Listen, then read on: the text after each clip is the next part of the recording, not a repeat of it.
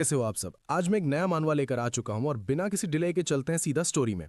Story की शुरुआत होती है यूनजू सिटी से, जहां हम एक बहुत ही लग्जूरियस ग्रैंड जिया हुआ होटल देखते हैं, जो कि एक सुपर 5 स्टार होटल है। तभी सीन शिफ्ट होता है होटल के एक रूम के अंदर, जहां बाथरूम में एक लड़की नहा रही होती है और इसी दौरान बेडरूम के अंदर एक आदमी खड़ा होता है जिसका नाम फैंग चाओ है। वहीं फैंग चाओ धीरे से उस लड़की की ड्रेस उठाता है और उसे बड़े ही क्रीपी तरीके से स्मेल करता है। उसके चेहरे पर एक ईविल स्माइल होती है और वो मनी मन कहता है, जिया याओ, इस बात में आखिर तुम्हें अपना बना ही लूंगा। अभी वो अपनी घटिया सोच में डूबा ही होता है कि तभी अचानक रूम के डोर पर बेल बजती है और बाहर से आवाज आती है, सर आपकी फूड डिलीवरी आ गई है। ये सुनकर फैंग चाओ थोड़ा इरिटेट होता है और डोर की तरफ बढ़ते हुए कहता है, आ रहा हूं। जैसे ही डोर खुलता है हम देखते हैं बाहर एक डिलीवरी बॉय खड़ा है और वही डिलीवरी बॉय हमारा मेन कैरेक्टर ये चैन होता है।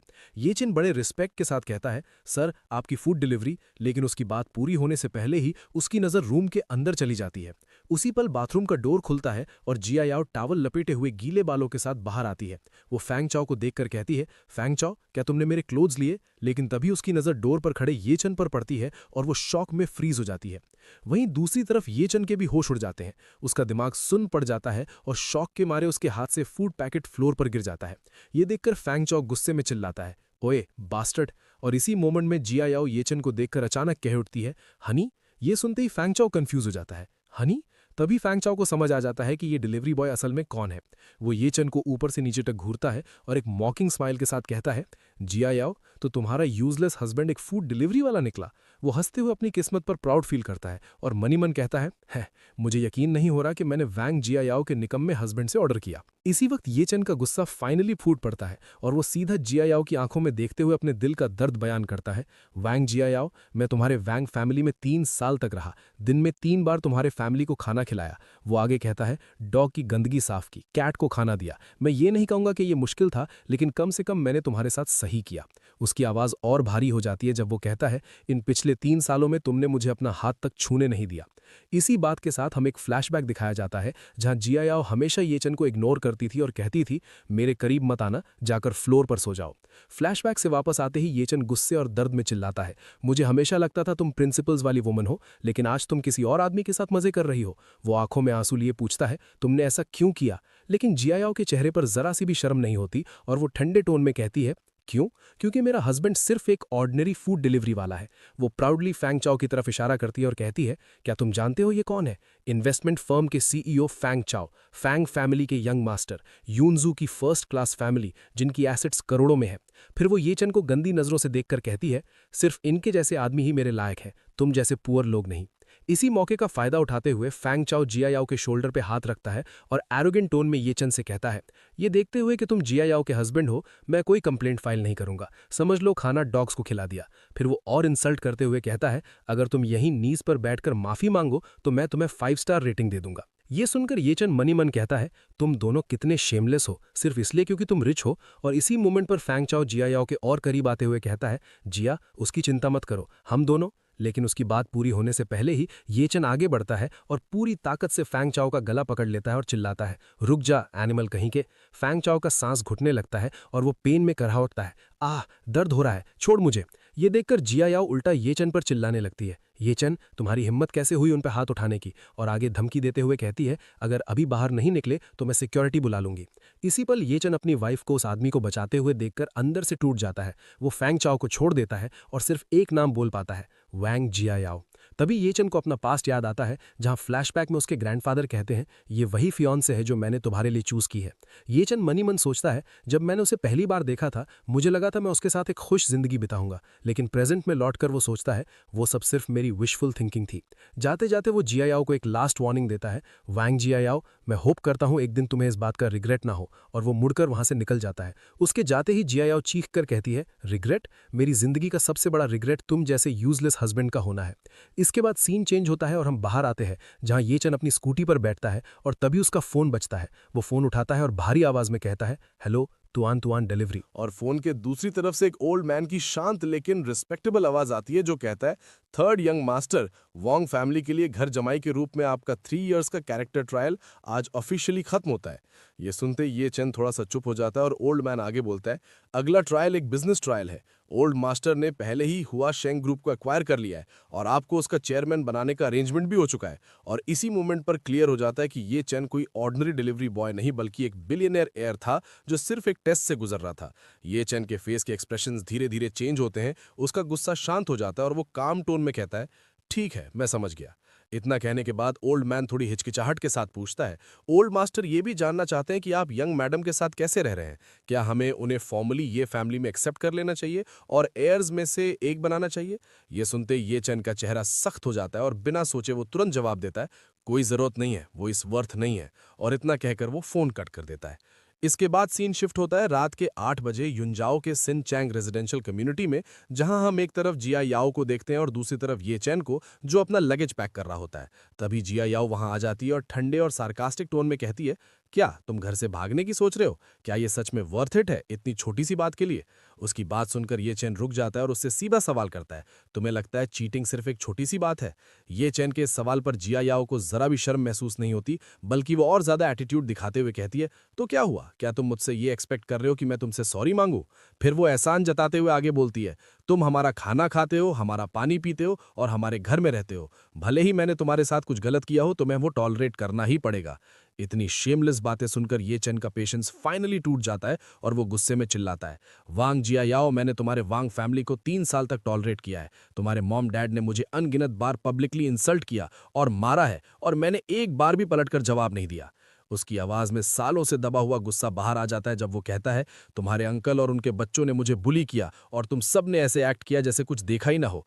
तुमने मुझे कभी तुम्हें टच भी नहीं करने दिया और मैंने उसकी भी रिस्पेक्ट की। और वो आगे बोलता है, वो इसलिए था क्योंकि मैं तुम्हारी केयर करता था, लेकिन आज से मैं ये सब और टॉलरेट नहीं करना चाहता। फिर अपना फैसला साफ शब्दों में सुनाते हुए ये चैन कहता है, वांग जिया याओ, चलो डिवोर्स लेते हैं। डिवोर्स का नाम सुनते ही जिया याओ शॉक हो जाती है और गुस्से में चिल्लाती है, ये चैन, तुम्हारी मुझसे डिवोर्स मांगने की हिम्मत कैसे हुई? और फिर वो उसे डराने और नीचा दिखाने की कोशिश करते हुए कहती है, अगर तुम इतने यूजलेस नहीं होते तो मैं क्यों? और हाँ, मत कहना मैंने तुम्हें वॉर्न नहीं किया। डिवोर्स के बाद ना तो तुम कई 100 स्क्वायर मीटर्स के लग्जरी अपार्टमेंट में रह पाओगे और ना ही ऑडी चला पाओगे। उसकी ये धमकी सुनकर ये चैन एक ठंडी और सार्कास्टिक हंसी हंसता है और कहता है, "हाँ, एक लग्जरी अपार्टमेंट, एक ऑडी, मुझे उनकी कोई जरूरत नहीं है।" ये चेन का ये काम और इनडिफरेंट एटीट्यूड देखकर जिया राव की ईगो बुरी तरह हर्ट हो जाती है और वो चिढ़ते हुए बोलती है, मेरे वैंग फैमिली कम से कम युनजो में एक नियर फर्स्ट क्लास फैमिली है जिनकी एसेट्स बिलियंस में है। तुम्हारे जैसे पुअर लड़के का मेरे हस्बैंड होना ही पूरी तरह अनवर्दी है। और गुस्से में वो और तेज चिल्लाती है, ठीक है, डिवोर्स। मुझे नहीं पता ग्रैंडपा उस वक्त क्या सोच रहे थे जब मेरी शादी तुम्हारे जैसे लूजर से करवा दी। ये चेन बिना एक सेकंड वेस्ट किए सीधा कहता है, तो कल सुबह सिविल अफेयर्स ब्यूरो चलते हैं और डिवोर्स ले लेते हैं। लेकिन तभी जिया याओ थोड़ा रुककर बोलती है, कल नहीं हो पाएगा। कल मेरी ग्रैंडमा का 80th बर्थडे है और पूरी फैमिली को सुबह 10 बजे से पहले उनके घर पर गैदर होना है। फिर वो बात आगे बढ़ाते हुए कहती है, और ये डिसीजन पिछली जनरेशन ने लिया था, मुझे पहले अपनी फैमिली के साथ इस पर डिस्कस करना पड़ेगा।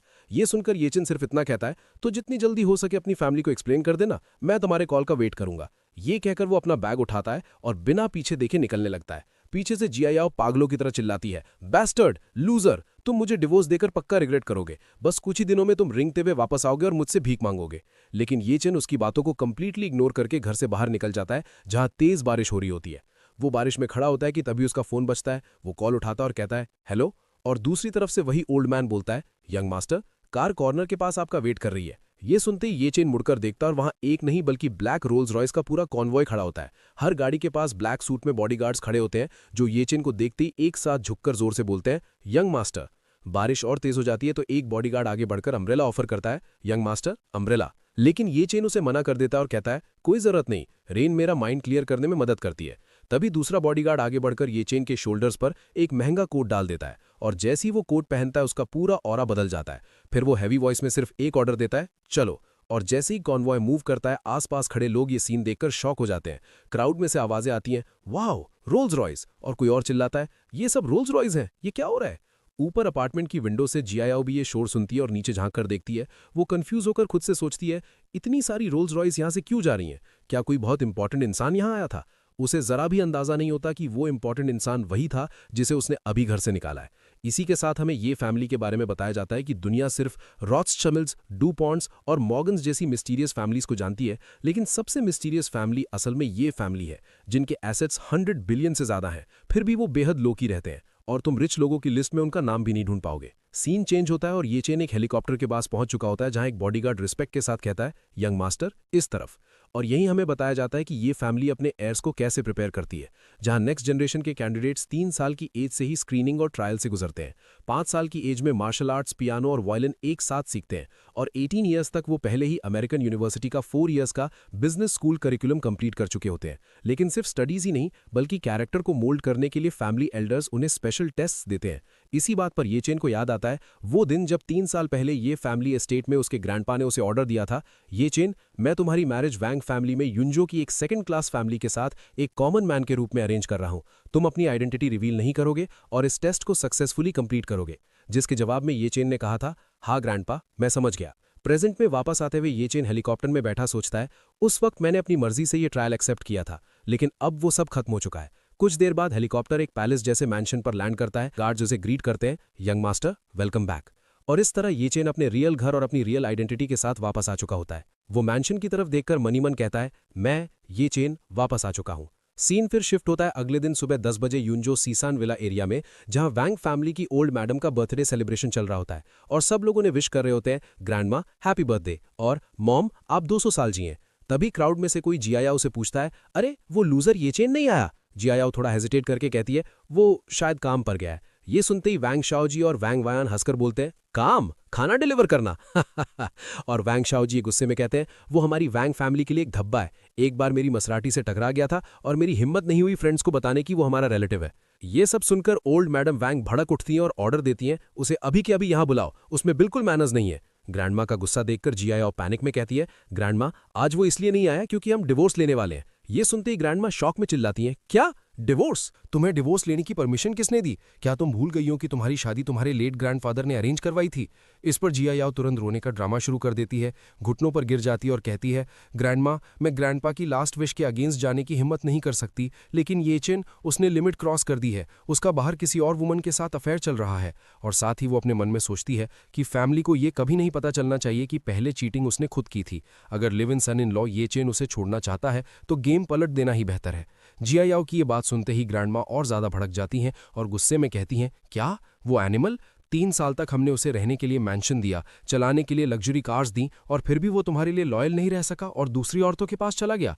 तभी वांग शाओजी बीच में बोल पड़ता है, जियायाओ बुरा मत मानना कि तुम्हारा एल्डर ब्रदर ये कह रहा है, लेकिन इसमें थोड़ी गलती तुम्हारी भी है। 3 साल हो गए तुम्हारी शादी को, लेकिन तुमने उसे कभी खुद को टच भी नहीं करने दिया। कोई सरप्राइज नहीं है कि ये चेन दूसरी विमेन ढूंढ रहा हो।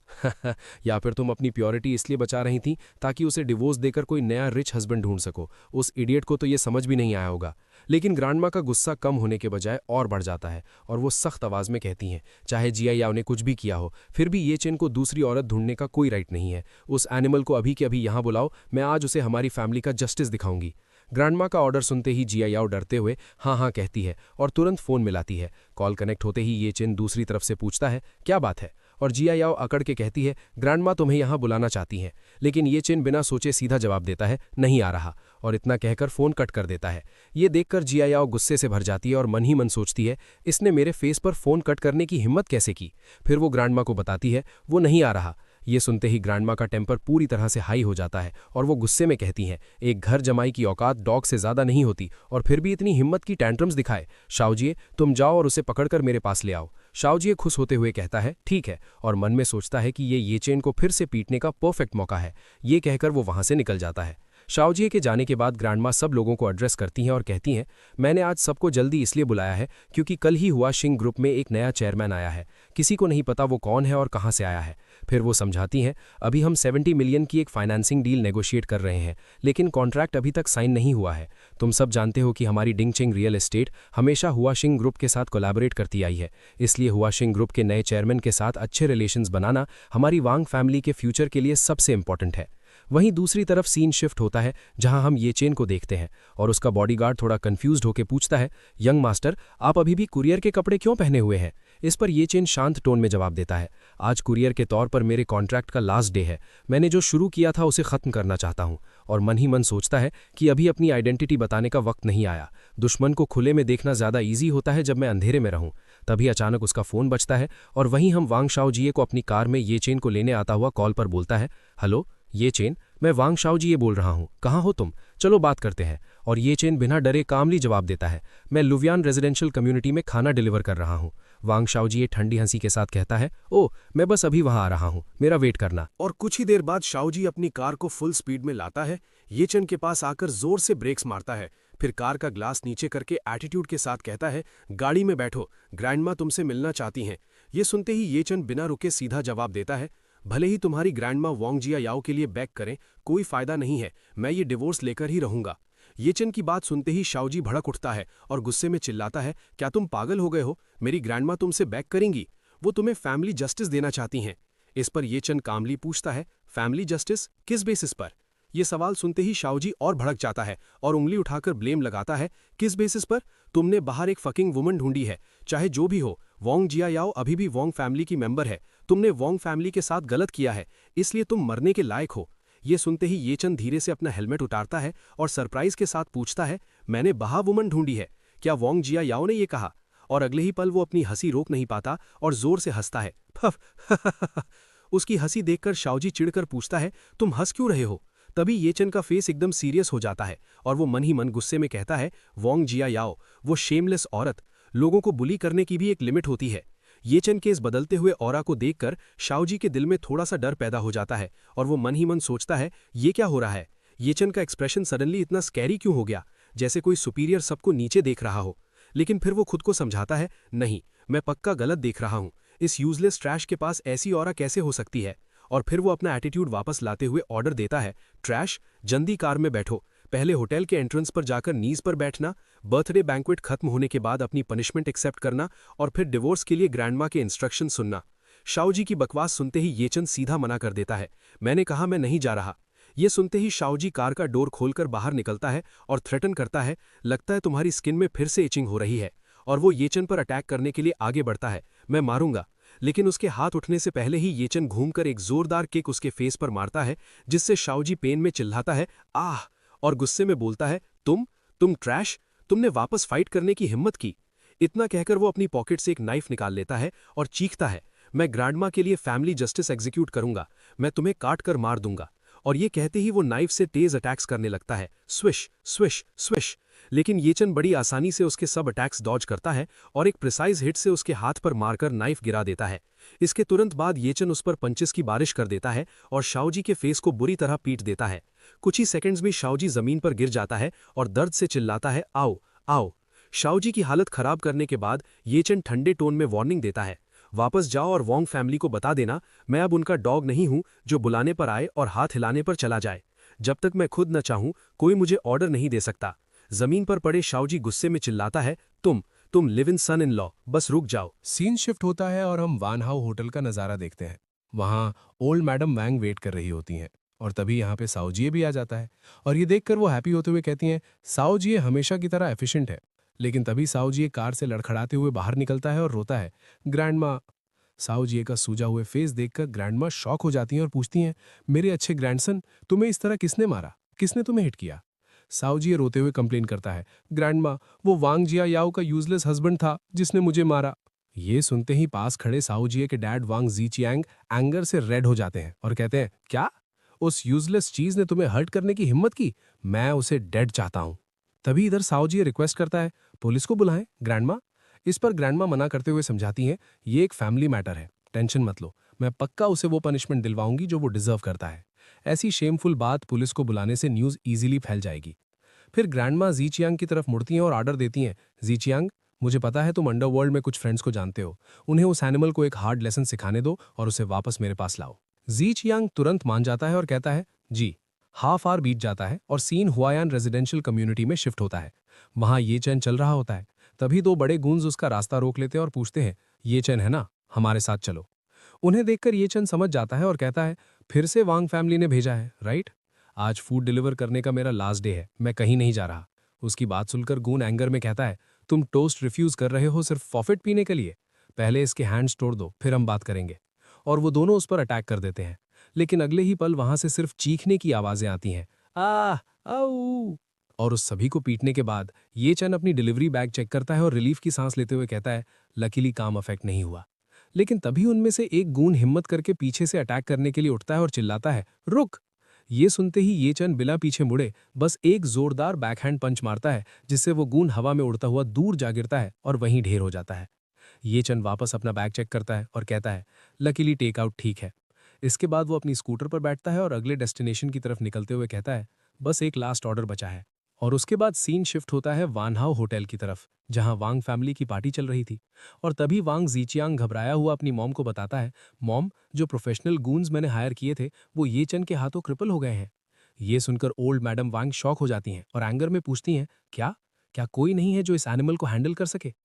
उनकी ये बातें सुनकर आसपास खड़े गेस्ट सरप्राइज हो जाते हैं और आपस में विस्पर करने लगते हैं, माय गॉड, मैंने सच में ये एक्सपेक्ट नहीं किया था।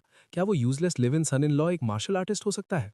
तभी पास खड़ा एक ओल्ड मैन कहता है, ओल्ड मैडम, मिस्टर माकुन जो यूनजाओ में 1-to-1 डिलीवरी के जनरल एजेंट है, वो बर्थडे की विश देने आए हैं। ये नाम सुनते ही जीचियांग अपनी मॉम से कहता है, क्या ये येचन का बॉस नहीं है? मॉम, मेरे पास एक अच्छा आइडिया है। अगली सीन में हम देखते हैं कि 2-on-2 डिलीवरी के जनरल एजेंट मा कुन हाथ में एक महंगी वाइन बॉटल लिए अंदर एंटर करते हैं।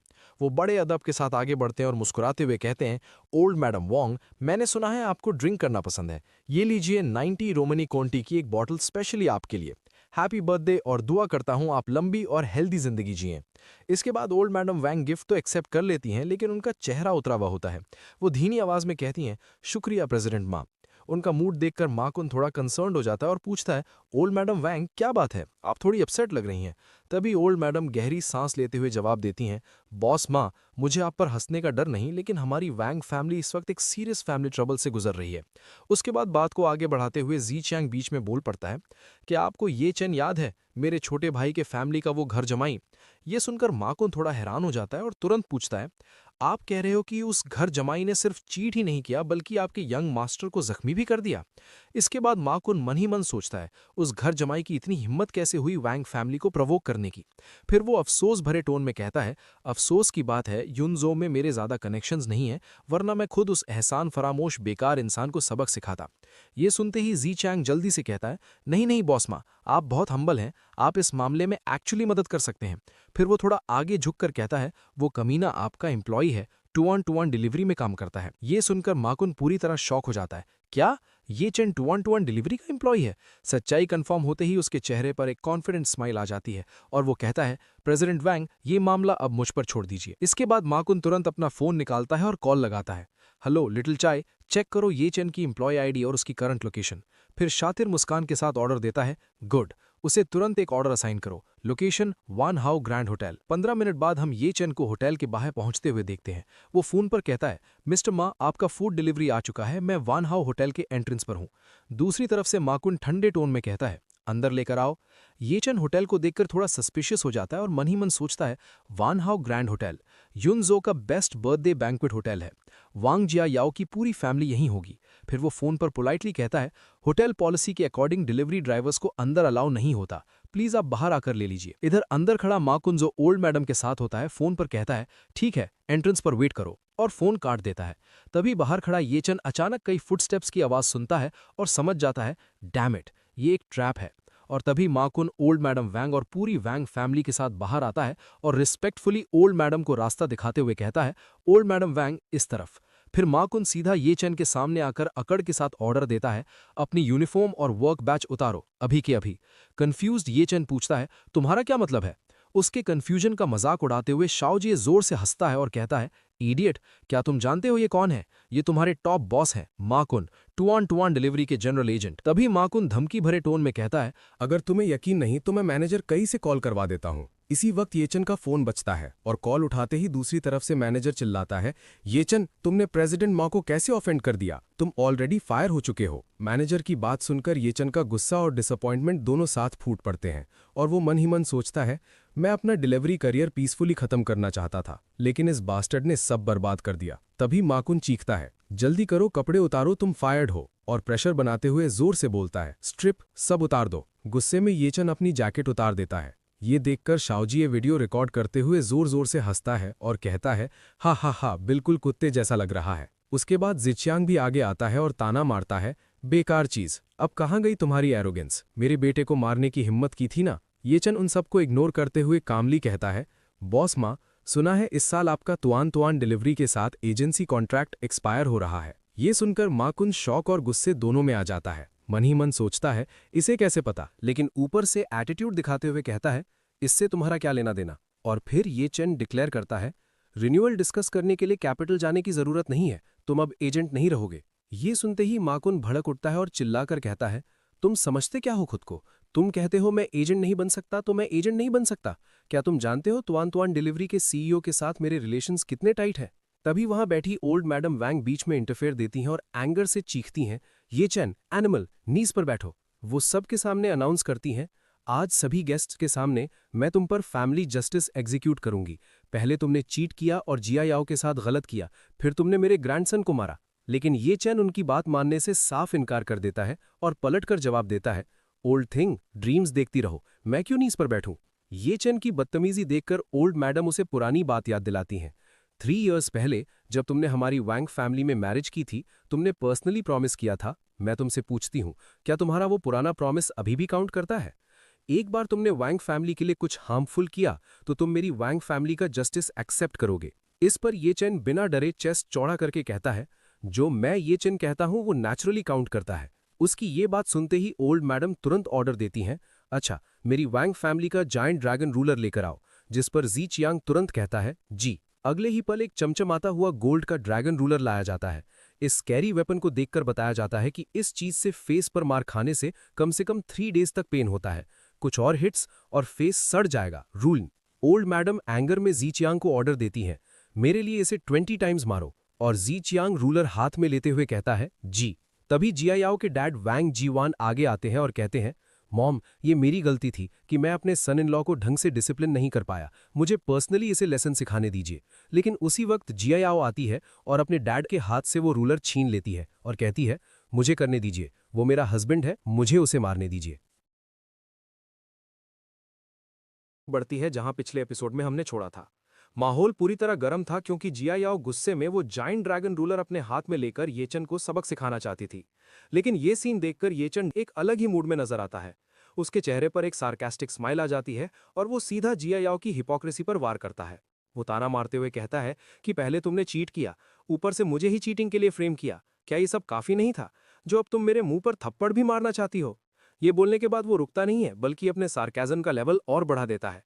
वो बड़े ही कड़वे शब्दों में कहता है, वाह गुड वाइफ, मैंने सच में एक ऐसी गुड वाइफ से शादी की है जो सदियों में मुश्किल से मिलती है। ये चिन की ये कड़वी सच्चाई सुनकर जिया याओ को मिर्ची लग जाती है और वो गुस्से में करके मुंह फेर लेती है। लेकिन अगले ही पल अपनी ईगो को सेटिस्फाई करने के लिए और वहां मौजूद लोगों के सामने अपनी पावर दिखाने के लिए वो जोर से ऐलान करती है कि ये उसका हस्बैंड है और अगर कोई इसे मारेगा तो वो हक सिर्फ उसका है। अपने इस एक्शन को जस्टिफाई करते हुए वो मन ही मन सोचती है कि आखिर येचन उसका आदमी है, वो दूसरों को उसे कैसे मारने दे सकती है, क्योंकि अगर कोई और उसे मारेगा तो ये इनडायरेक्टली उसके खुद के मुंह पर थप्पड़ होगा। जिया याओ अभी अपनी ये जस्टिफिकेशन दे ही रही थी कि तभी सिनेरियो चेंज होता है। अचानक पास खड़ा शाओ जिये आगे लपकता है और बिना किसी वार्निंग के झटके से जिया याओ के हाथ से वो ड्रैगन रूलर छीन लेता है। उसका गुस्सा अब कंट्रोल से बाहर हो चुका था। वो लाल होकर येचन पर चिल्लाता है, येचन साले कुत्ते! हथियार हाथ में आते ही शाओ जिये का कॉन्फिडेंस आसमान छू लेता है और वो पूरी ताकत से येचन की तरफ बढ़ता है। वो धमकी देता है कि तेरी हिम्मत कैसे हुई मुझे मारने की, देख आज मैं तेरा चेहरा कैसे बिगाड़ता हूं। वो रूलर हवा में लहराते हुए येचन पर हमला कर देता है। लेकिन इससे पहले कि वो रूलर येचन को लगती, कहानी में एक ट्विस्ट आता है। येचन बिजली की तेजी से उसका हाथ हवा में ही पकड़ लेता है। इस पॉइंट पर शाओ जिये अभी कुछ समझ पाता या रिएक्ट कर पाता, उससे पहले ही येचन पलटवार करते हुए एक जोर का थप्पड़ सीधा शाओ जिये के मुंह पर जड़ देता है। ये थप्पड़ इतना जोरदार था कि शाओ जिये दर्द से चीख पड़ता है। ये नज़ारा देखकर वहां मौजूद सारे गेस्ट शॉक हो जाते हैं। किसी को यकीन नहीं होता कि वैंग फैमिली के घर जमाई ने सच में वैंग फैमिली के ही पोते पर हाथ उठा दिया। लोग आपस में फुसफुसाने लगते हैं कि ओ माय गॉड, ये क्या हो गया। अपने पोते को पिटते देख ओल्ड मैडम वैंग का गुस्सा हाई लेवल पर पहुंच जाता है। वो चीख पड़ती हैं, बास्टर्ड, तुझे अंदाजा भी है कि यहाँ कितने ब्यूरो चीफ्स और डायरेक्टर्स मौजूद हैं? वो येचन को कॉन्सिक्वेंसेज याद दिलाते हुए डराती हैं कि वो लोग तुझे यहीं स्पॉट पर अरेस्ट कर सकते हैं और जेल में डाल सकते हैं। इतनी बड़ी धमकी सुनने के बावजूद येचन बिल्कुल रिलैक्स खड़ा रहता है। वो बड़े ठंडे दिमाग से जवाब देता है कि मुझे लगता है यहाँ मौजूद सारे गेस्ट ने साफ साफ देखा होगा।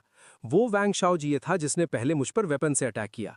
अपनी सफाई देते हुए वो क्लियर करता है कि मैं तो बस सेल्फ डिफेंस कर रहा था। तभी भीड़ में से एक गेस्ट आगे आता है और सिचुएशन को और कॉम्प्लिकेट करते हुए कहता है कि लेकिन तुमने अभी कहा था कि तुम वैंग फैमिली का जस्टिस मानने को तैयार हो, पर जब पनिश होने की बारी आई तो तुम अपनी बात से पलट गए।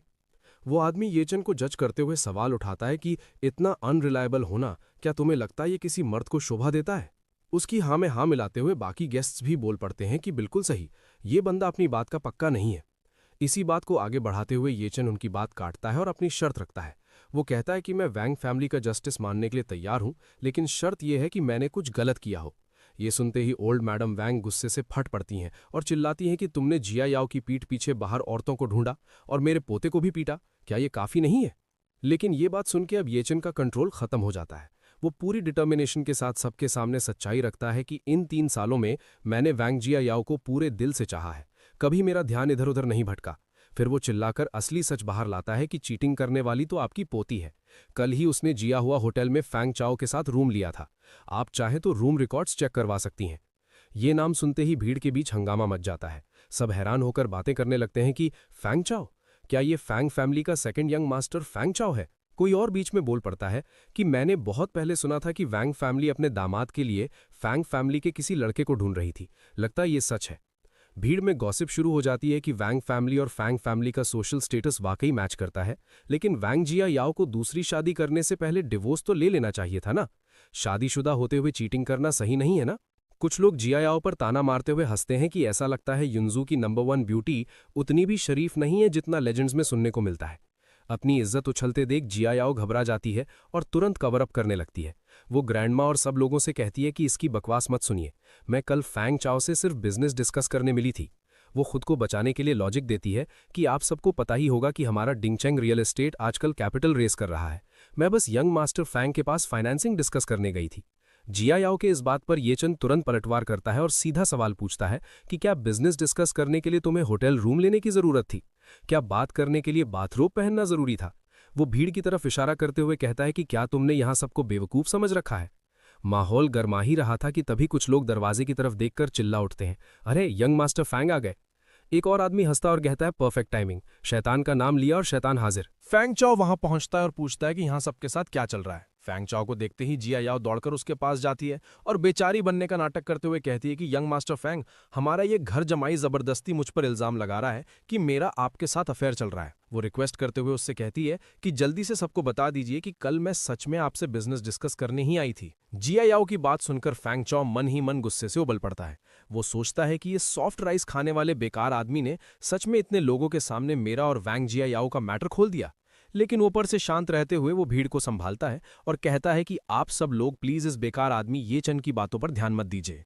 जिया याओ और मैं इनोसेंट है। वो सफाई देते हुए बोलता है कि कल ये मेरे पास बस एक डॉक्यूमेंट डिलीवर करने आई थी। फिर वो पूरी अकड़ के साथ ये चन की तरफ मुड़ता है और चैलेंज करता है कि ये चन, तुम कह रहे हो कि मेरा जिया याओ के साथ अफेयर है, लेकिन क्या तुम्हारे पास कोई वीडियो या फोटो एविडेंस है? ये बोलते हुए वो मन ही मन खुश होता है क्योंकि उसे पता है सबूत मिट चुके हैं। वो सोचता है कि और जो एक रिकॉर्डिंग इसे प्रूव कर सकती थी वो मैंने अपने कनेक्शंस यूज करके डिलीट करवा दी है। वो कॉन्फिडेंट होकर सोचता है कि कल होटल में ये चन ने अपना फोन निकालकर फोटो या रिकॉर्डिंग नहीं की थी। वो देखना चाहता है कि ये live in son in law आखिर कहना क्या चाहता है। अपनी बात को और स्ट्रांग करने के लिए फैंग चाओ सबके सामने एक नई कहानी बनाता है। वो कहता है कि दोस्तों, ये चन मेरे बारे में ये झूठी अफवाह एक्चुअली एक दूसरी वजह से फैला रहा है। वो ये चन की बेइज्जती करने के लिए बताता है कि शायद सबको नहीं पता, लेकिन वैंग फैमिली का ये घर जमाई पार्ट टाइम फूड डिलीवरी का काम भी करता है। फिर वो एक झूठा किस्सा सुनाता है कि कल मैंने कुछ खाना ऑर्डर किया था और इत्तेफाक से ये वही डिलीवरी बॉय निकला। भीड़ को अपनी तरफ करते हुए वो कहता है कि किसने सोचा था इसका एटीट्यूड इतना टेरेबल होगा। उसने मेरा ऑर्डर किया हुआ खाना जमीन पर फेंक दिया। वो बात खत्म करते हुए कहता है कि इसीलिए मैंने इसे 1 स्टार बैड रेटिंग दे दी। बस यही वजह है इसके गुस्से की। अपनी बात को साबित करने के लिए वो तुरंत भीड़ में माँ उनकी तरफ इशारा करता है और कहता है कि इत्तेफाक से तुवान तुवान डिलीवरी के एजेंट बॉस माँ भी यहीं मौजूद है। फिर वो बॉस माँ से कहता है कि बॉस माँ, जरा इसके कल के डिलीवरी रिकॉर्ड्स चेक कीजिए। ये सुनते ही बॉस माँ अपना फोन निकालते हैं और चेक करके कंफर्म करते हुए कहते हैं कि यंग मास्टर फैंग बिल्कुल सही कह रहे हैं, कल इसे सच में एक 1 स्टार बैड रेटिंग मिली थी। वो डिटेल देते हुए आगे बोलते हैं कि और वजह थी इसका घटिया एटीट्यूड, इसने डिलीवरी जमीन पर फेंक दी थी, बिल्कुल वैसा ही जैसा यंग मास्टर फैंग ने बताया। और ये बात सुनते ही वहां मौजूद गेस्ट्स ये चन को घिनौनी नजरों से देखने लगते हैं और कमेंट्स पास करते हैं कि वाह, इस घर जमाई की सोच तो सच में कितनी घटिया है। कोई और ऐड करता है कि सही बात है, नीचे लोग ऐसे ही होते हैं, बिल्कुल नाली के चूहों की तरह। तीसरा बंदा कंक्लूड करता है कि तो ये सब बैड रेटिंग का बदला था। सच में कितना लो क्लास इंसान है। सबकी बातें सुनकर ये चंद सीधा जिया याओ की तरफ देखता है और सवाल करता है कि मैंने वो डिलीवरी जमीन पर क्यों फेंकी थी, क्या तुम इस बात को एक्सप्लेन करने में मदद नहीं करोगी।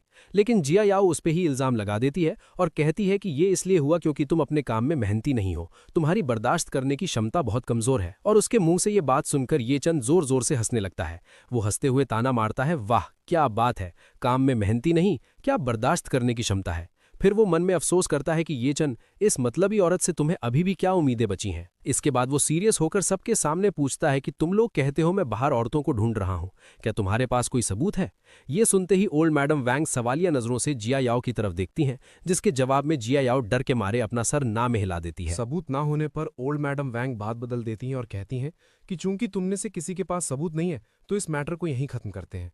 लेकिन तुमने मेरे पोते को मारा, ये बात ऐसे ही खत्म नहीं की जा सकती। और ये बात सुन के ये चंद जवाब देता है कि उसने ल्यूवियन रेजिडेंशियल कम्युनिटी के एंट्रेंस पर मुझ पर चाकू से हमला किया था। वो लॉजिक देते हुए कहता है कि वहाँ कैमरेज लगे हैं और कम्युनिटी सिक्योरिटी भी गवाही दे सकती है। मैं कानून के दायरे में रहकर बस खुद को बचा रहा था। वो सीधा चैलेंज करता है कि अगर आप इस बात को आगे बढ़ाना चाहती हैं तो चलिए पुलिस को बुला लेते हैं। अगर मैं अंदर गया तो मैं गारंटी देता हूं कि वो भी बचकर नहीं निकल पाएगा। ये सुनकर ओल्ड मैडम वैंग तिलमिला उठती हैं और ताना मारती हैं कि ठीक है, 3 साल मेरी वैंग फैमिली की रोटियां तोड़कर तुम काफी काबिल हो गए हो। वो गुस्से में पूछती हैं कि मेरे पोते को मारने के बाद क्या अगला कदम मुझे मारने का है। लेकिन ये बात सुनकर ये चंद शांति से कहता है कि ओल्ड मैडम वैंग, मैंने हमेशा आपकी इज्जत की है। वो वादा करते हुए बोलता है कि मैं आपसे प्रॉमिस करता हूं कि जब तक वैंग शाओजी ये फ्यूचर में मुझे पहले प्रवोक नहीं करेगा, मैं उससे बिल्कुल भी पंगा नहीं लूंगा।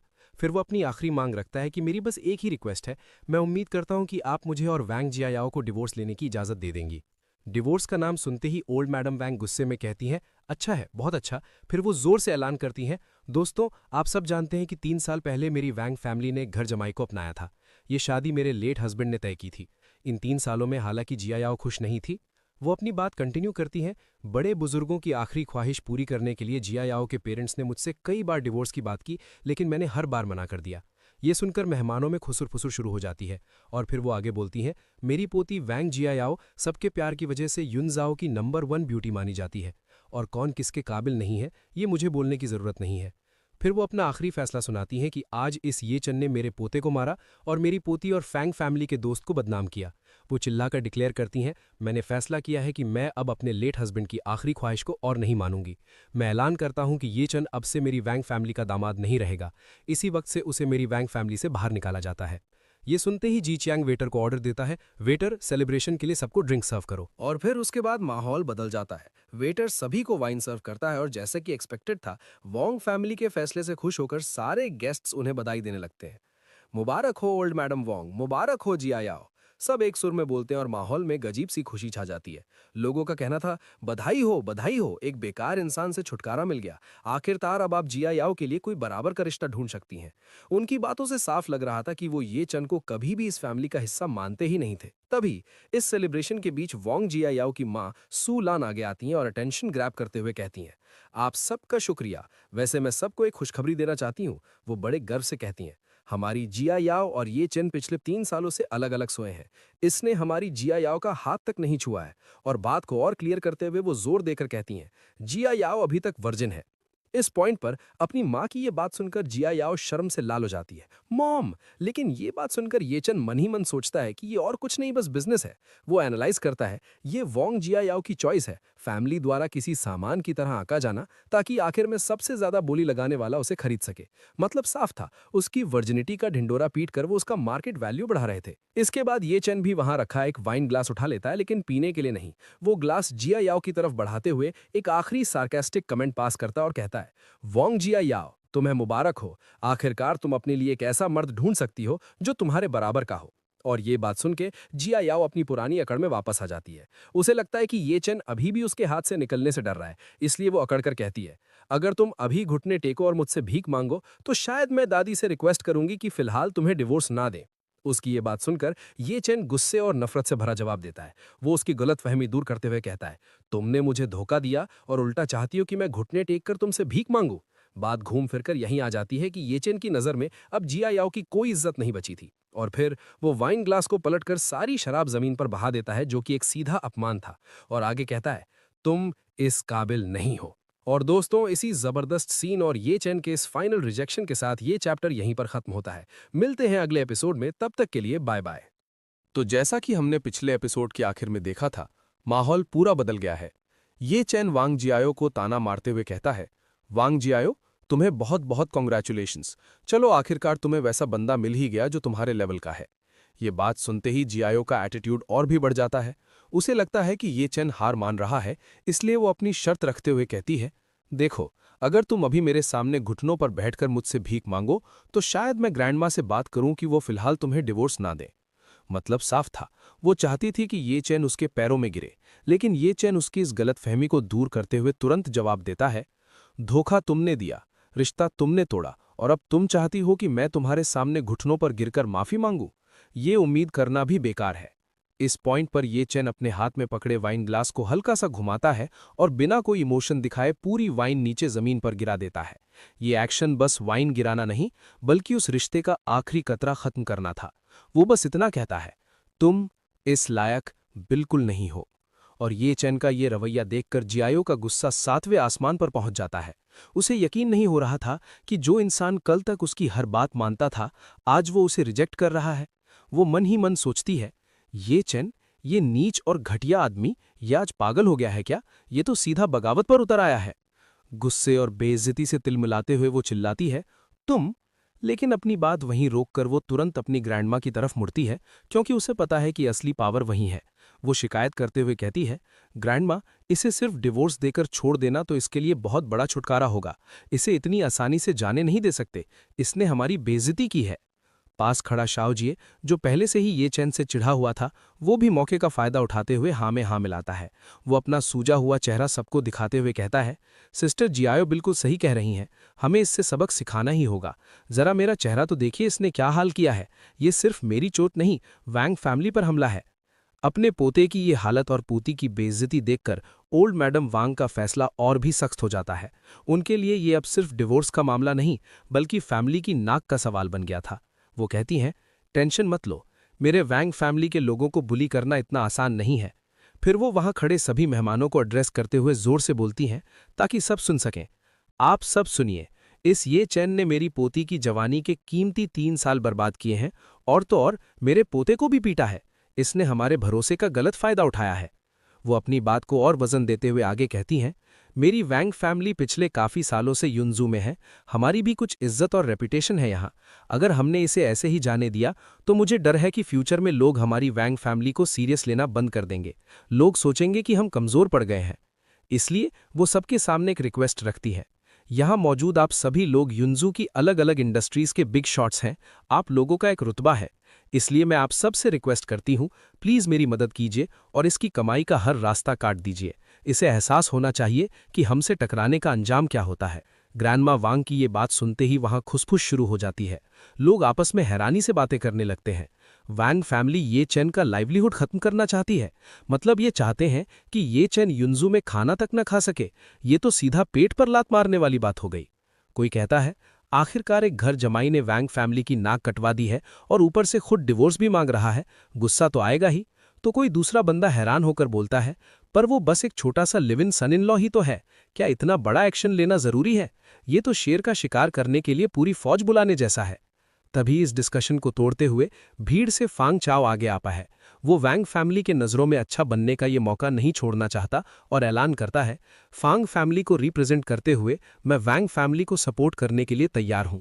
भीड़ में लोग उसे तुरंत पहचान लेते हैं, अरे ये तो फांग फैमिली का बड़ा बेटा है, वही फैमिली जिनका युनजू में अफोर्डेबल लग्जरी होटल चेन्स का सबसे बड़ा शेयर है। इनका सपोर्ट मिलना मतलब बहुत बड़ी बात है। अपनी पावर शो करते हुए फैंग चाओ ये चैन को धमकी देता है, मैं गारंटी देता हूं कि आज के बाद युनजू में 4 स्टार से नीचे का कोई भी होटल या गेस्ट हाउस तुम्हें चेक इन नहीं करने देगा। तुम्हें सर छुपाने की जगह तक नहीं मिलेगी। वो एक स्टेप और आगे बढ़ता है और गंदे तरीके से मुस्कुराता है। उसके दिमाग में ये चैन के लिए सिर्फ नफरत है। वो मन ही मन कहता है, ये चैन, फ्यूचर में मैं ना सिर्फ तुम्हारी बीवी के साथ सोऊंगा, बल्कि तुझ जैसे बच्चे को जमीन पर रेंगने और मुझसे भीख मांगने पर मजबूर कर दूंगा। तेरी औकात मैं तुझे दिखाऊंगा। फैंग चाओ की बात खत्म होते ही मानो जैसे कंपटीशन शुरू हो गया हो, एक और आदमी आगे आता है। सब लोग सुनिए, मैं जोंग वेई हूं, लू वाई लू, शान वाई शान और तियान कियान तियान रेस्टोरेंट्स का ओनर। वो अपनी पावर और एक्सपीरियंस दिखाते हुए कहता है, मैं पिछले 20 सालों से युनजू के केटरिंग बिजनेस में हूं। मैं भी वैंग फैमिली का सपोर्ट करने के लिए तैयार हूं ताकि ये चेन की कमाई बंद की जा सके। इस शहर में खाना मिलेगा या नहीं ये मैं डिसाइड करूंगा। फिर वो कॉन्फिडेंस के साथ कहता है, इस सर्कल में मेरे जितने कनेक्शंस हैं उसके दम पर मैं ये कह सकता हूं कि ये चेन युनजू के किसी भी रेस्टोरेंट में पार्ट टाइम काम भी नहीं कर पाएगा। वेटर बनना तो दूर, इसे झूठे बर्तन धोने का काम भी नहीं मिलेगा। अभी वो चुप हुआ ही था कि तभी माकुन, जो खुद को पीछे नहीं रखना चाहता था, वो भी आगे आता है और कहता है, छोटे भाई माकुन, जो युनजू में त्वान त्वान डिलीवरी का जनरल एजेंट है, मैं भी ये चेन की लाइवलीहुड काटने में वैंग फैमिली का साथ दूंगा। वो ये चेन को सीधी वार्निंग देते हुए कहता है, ये चेन, अब फूड डिलीवरी करने के बारे में सोचना भी मत। सिर्फ हमारी त्वान त्वान डिलीवरी ही नहीं, तुम किसी और सर्विस के लिए भी डिलीवरी नहीं कर पाओगे। हर दरवाजा तुम्हारे लिए बंद हो चुका है। इतने सारे लोगों को अपने खिलाफ खड़ा देखकर ये चेन घबराता नहीं है, बल्कि आराम से काउंट करने लगता है। होटल, वेटर, फूड डिलीवरी, ये 2 इंडस्ट्रीज तो मुझे पूरी तरह ब्लैकलिस्ट कर चुकी हैं। इन्होंने पूरा जोर लगा दिया है। फिर वो मजाक उड़ाने वाले अंदाज में सवाल करता है, क्या और कोई इंडस्ट्री बची है? अगर है तो वो भी सामने आ जाए। ये सुनते ही एक आदमी आगे आता है और चिल्लाता है, मैं गोल्डन माइंड केटीवी का सीईओ हूं। तुम युनजू के किसी भी केटीवी या बार में वेटर बनने का सपना भी मत देखना। एंटरटेनमेंट इंडस्ट्री में तुम्हारे लिए कोई जगह नहीं है। ये सब सुनकर ये चैन जोर से हंसता है। उसे इनकी ये कोशिशें बच्चों का खेल लगती हैं। बहुत बढ़िया, क्या और कुछ भी है? सब एक साथ ही बोल दो। तभी शाओजे को कुछ याद आता है। उसे रियलाइज होता है कि ये चेन सिर्फ एक ऑर्डिनरी आदमी नहीं है। वो सोचता है, रुको, ये कमीना ये चेन लड़ने में बहुत तेज है। क्या ये बॉडीगार्ड बनने के लिए अप्लाई करेगा? अगर इसने ये किया तो हमारा प्लान फेल हो सकता है। वो सबको वार्न करते हुए कहता है, दोस्तों सावधान रहिए। ये चैंग ये जानवर कुंगफू जानता है और इसकी स्किल्स एक्स्ट्राऑर्डिनरी है। मुझे लगता है ये युनजू के अमीर लोगों के पास जाएगा और उनका प्राइवेट बॉडीगार्ड बनने के लिए अप्लाई करेगा। इस रास्ते को रोकना जरूरी है। फिर वो भीड़ से पूछता है, आप में से कौन इसका ये रास्ता भी बंद कर सकता है? कौन है जिसका इन्फ्लुएंस सभी अमीर लोगों पर चलता हो? ये सुनकर हॉल में अचानक शांति छा जाती है और लोग आपस में फुसफुसाने लगते हैं। युनजू में तो बहुत सारे अमीर लोग हैं, कोई भी ये दावा नहीं कर सकता कि वो युनजू के सभी अमीर लोगों को जानता है और उनके सामने अपनी चला सकता है ना? ऐसा कोई एक इंसान तो मुश्किल ही मिलेगा। तभी सीन शिफ्ट होता है और हमारी नजर एक सोफे पर बैठी एक बेहद खूबसूरत लड़की पर पड़ती है, जो इन सबसे बेखबर शान से बैठी थी। उसकी मौजूदगी ही बता रही थी कि वो इन सबसे अलग है। उस लड़की को देखते ही वैंग ज़ीचियांग के होश उड़ जाते हैं। वो दंग रह जाता है और मन में सोचता है, ये खूबसूरत लेडी कौन है? ये कब आई? मैंने नोटिस क्यों नहीं किया? अगले ही पल उसे एहसास होता है कि ये कोई मामूली मेहमान नहीं है और वो घबरा कर तेजी से आगे बढ़ता है। ओह, प्रेसिडेंट किन कब आई? मुझे माफ़ कर दीजिए कि मैंने डोर से आपका वेलकम नहीं किया। प्लीज़ मुझे माफ़ कर दीजिए, मुझसे बहुत बड़ी गलती हो गई। माकुन उसे पहचान नहीं पाता और हैरानी से पूछता है, प्रेसिडेंट वैंग, ये ब्यूटी कौन है? हमें भी इंट्रोड्यूस करवाइए। आखिर ये हैं कौन जिनके लिए आप इतने परेशान हो रहे हैं?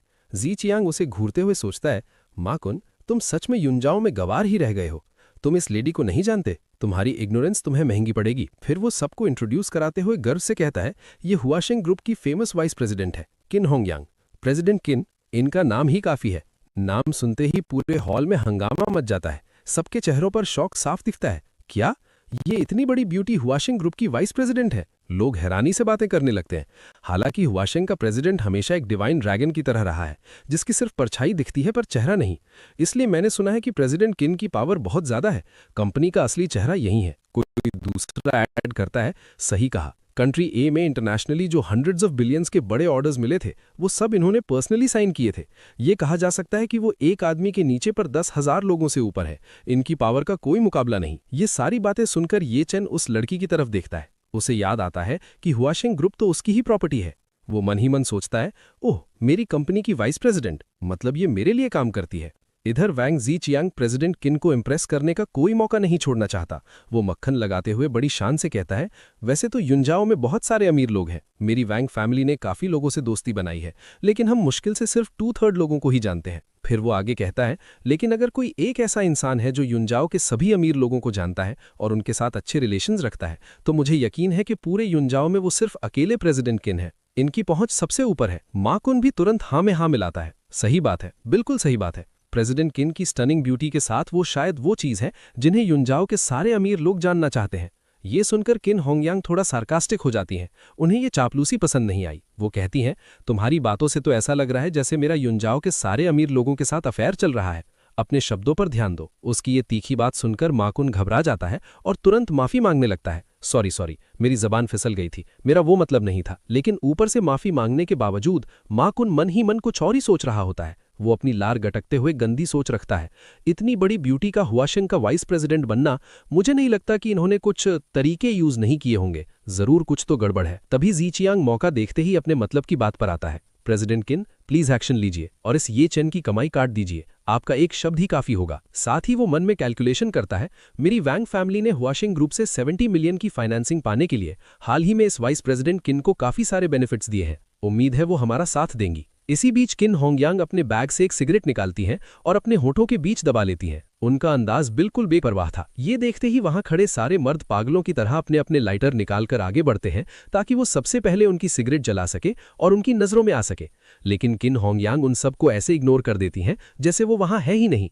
वो अपनी उंगली से इशारा करती हैं और भीड़ में खड़े ये चेन को आवाज देती हैं, इधर आओ। ये देखकर ये चेन मन में सोचता है, मेरी कंपनी की ये वाइस प्रेसिडेंट जिससे मैं कभी मिला नहीं हूं, ये थोड़ी इंटरेस्टिंग है। बाकी सबको छोड़कर मुझे बुला रही है। फिर वो पूछता है, तुम्हें क्या चाहिए? किन होंगयान सीधा ऑर्डर देती हैं, तुम मेरे लिए सिगरेट जलाओ। ये सुनते ही सभी लोग दंग रह जाते हैं। वो आपस में फुसफुसाते हैं, प्रेसिडेंट किन ने एक्चुअली उस यूजलेस कचरे को अपनी सिगरेट जलाने के लिए कहा। हम सब यहाँ खड़े हैं और उन्होंने उसे चुना। मुझे समझ नहीं आ रहा उस बेकार कचरे के पास ऐसी क्या खासियत या टैलेंट है। शायद वो उसे नीचा दिखाना चाहती हैं। लेकिन सबको हैरान करते हुए ये चंद सीधा मना कर देता है, मेरे पास लाइटर नहीं है। लोग फिर से शॉक हो जाते हैं, लाइटर नहीं है? यहाँ इतने सारे लाइटर्स मौजूद हैं, क्या तुम्हें मांगना नहीं आता? ये एक्चुअली पब्लिकली युंजाओ की वेल्दी सर्कल की टॉप गॉडेस किन होंगयान को मना कर रहा है। इसकी हिम्मत तो देखो। ये सुनते ही किन होंगयान अपनी जगह से खड़ी हो जाती हैं और येचन के पास आती हैं। उनके चेहरे पर गुस्सा नहीं बल्कि कुछ और ही था। वो उसके बिल्कुल करीब आकर पूछती हैं, नाम? और ये बात सुनकर येचन पूछता है, क्या नाम? किन होंगयान फिर से जोर देकर कहती हैं, तुम्हारा नाम। येचन थोड़ा इरिटेटेड टोन में कहता है, क्या तुम्हें सुनाई कम देता है? क्या अभी वांग जीचैंग ने नहीं कहा कि मेरा नाम येचन है? तुम्हें बार बार पूछने की क्या जरूरत है? ये सुनकर वांग जीचैंग गुस्से में चिल्लाता है, बैस्टर्ड, तुम्हें प्रेसिडेंट किन से बदतमीजी करने की परमिशन नहीं है, अपनी हद में रहो। लेकिन किन होंगयान हाथ उठाकर उसे शांत रहने का इशारा करती हैं। उन्हें येचन का ये एटीट्यूड पसंद आ रहा था। वो येचन की ओर करीब आती हैं, इतना करीब कि उनके बीच फासला ना के बराबर रह जाता है।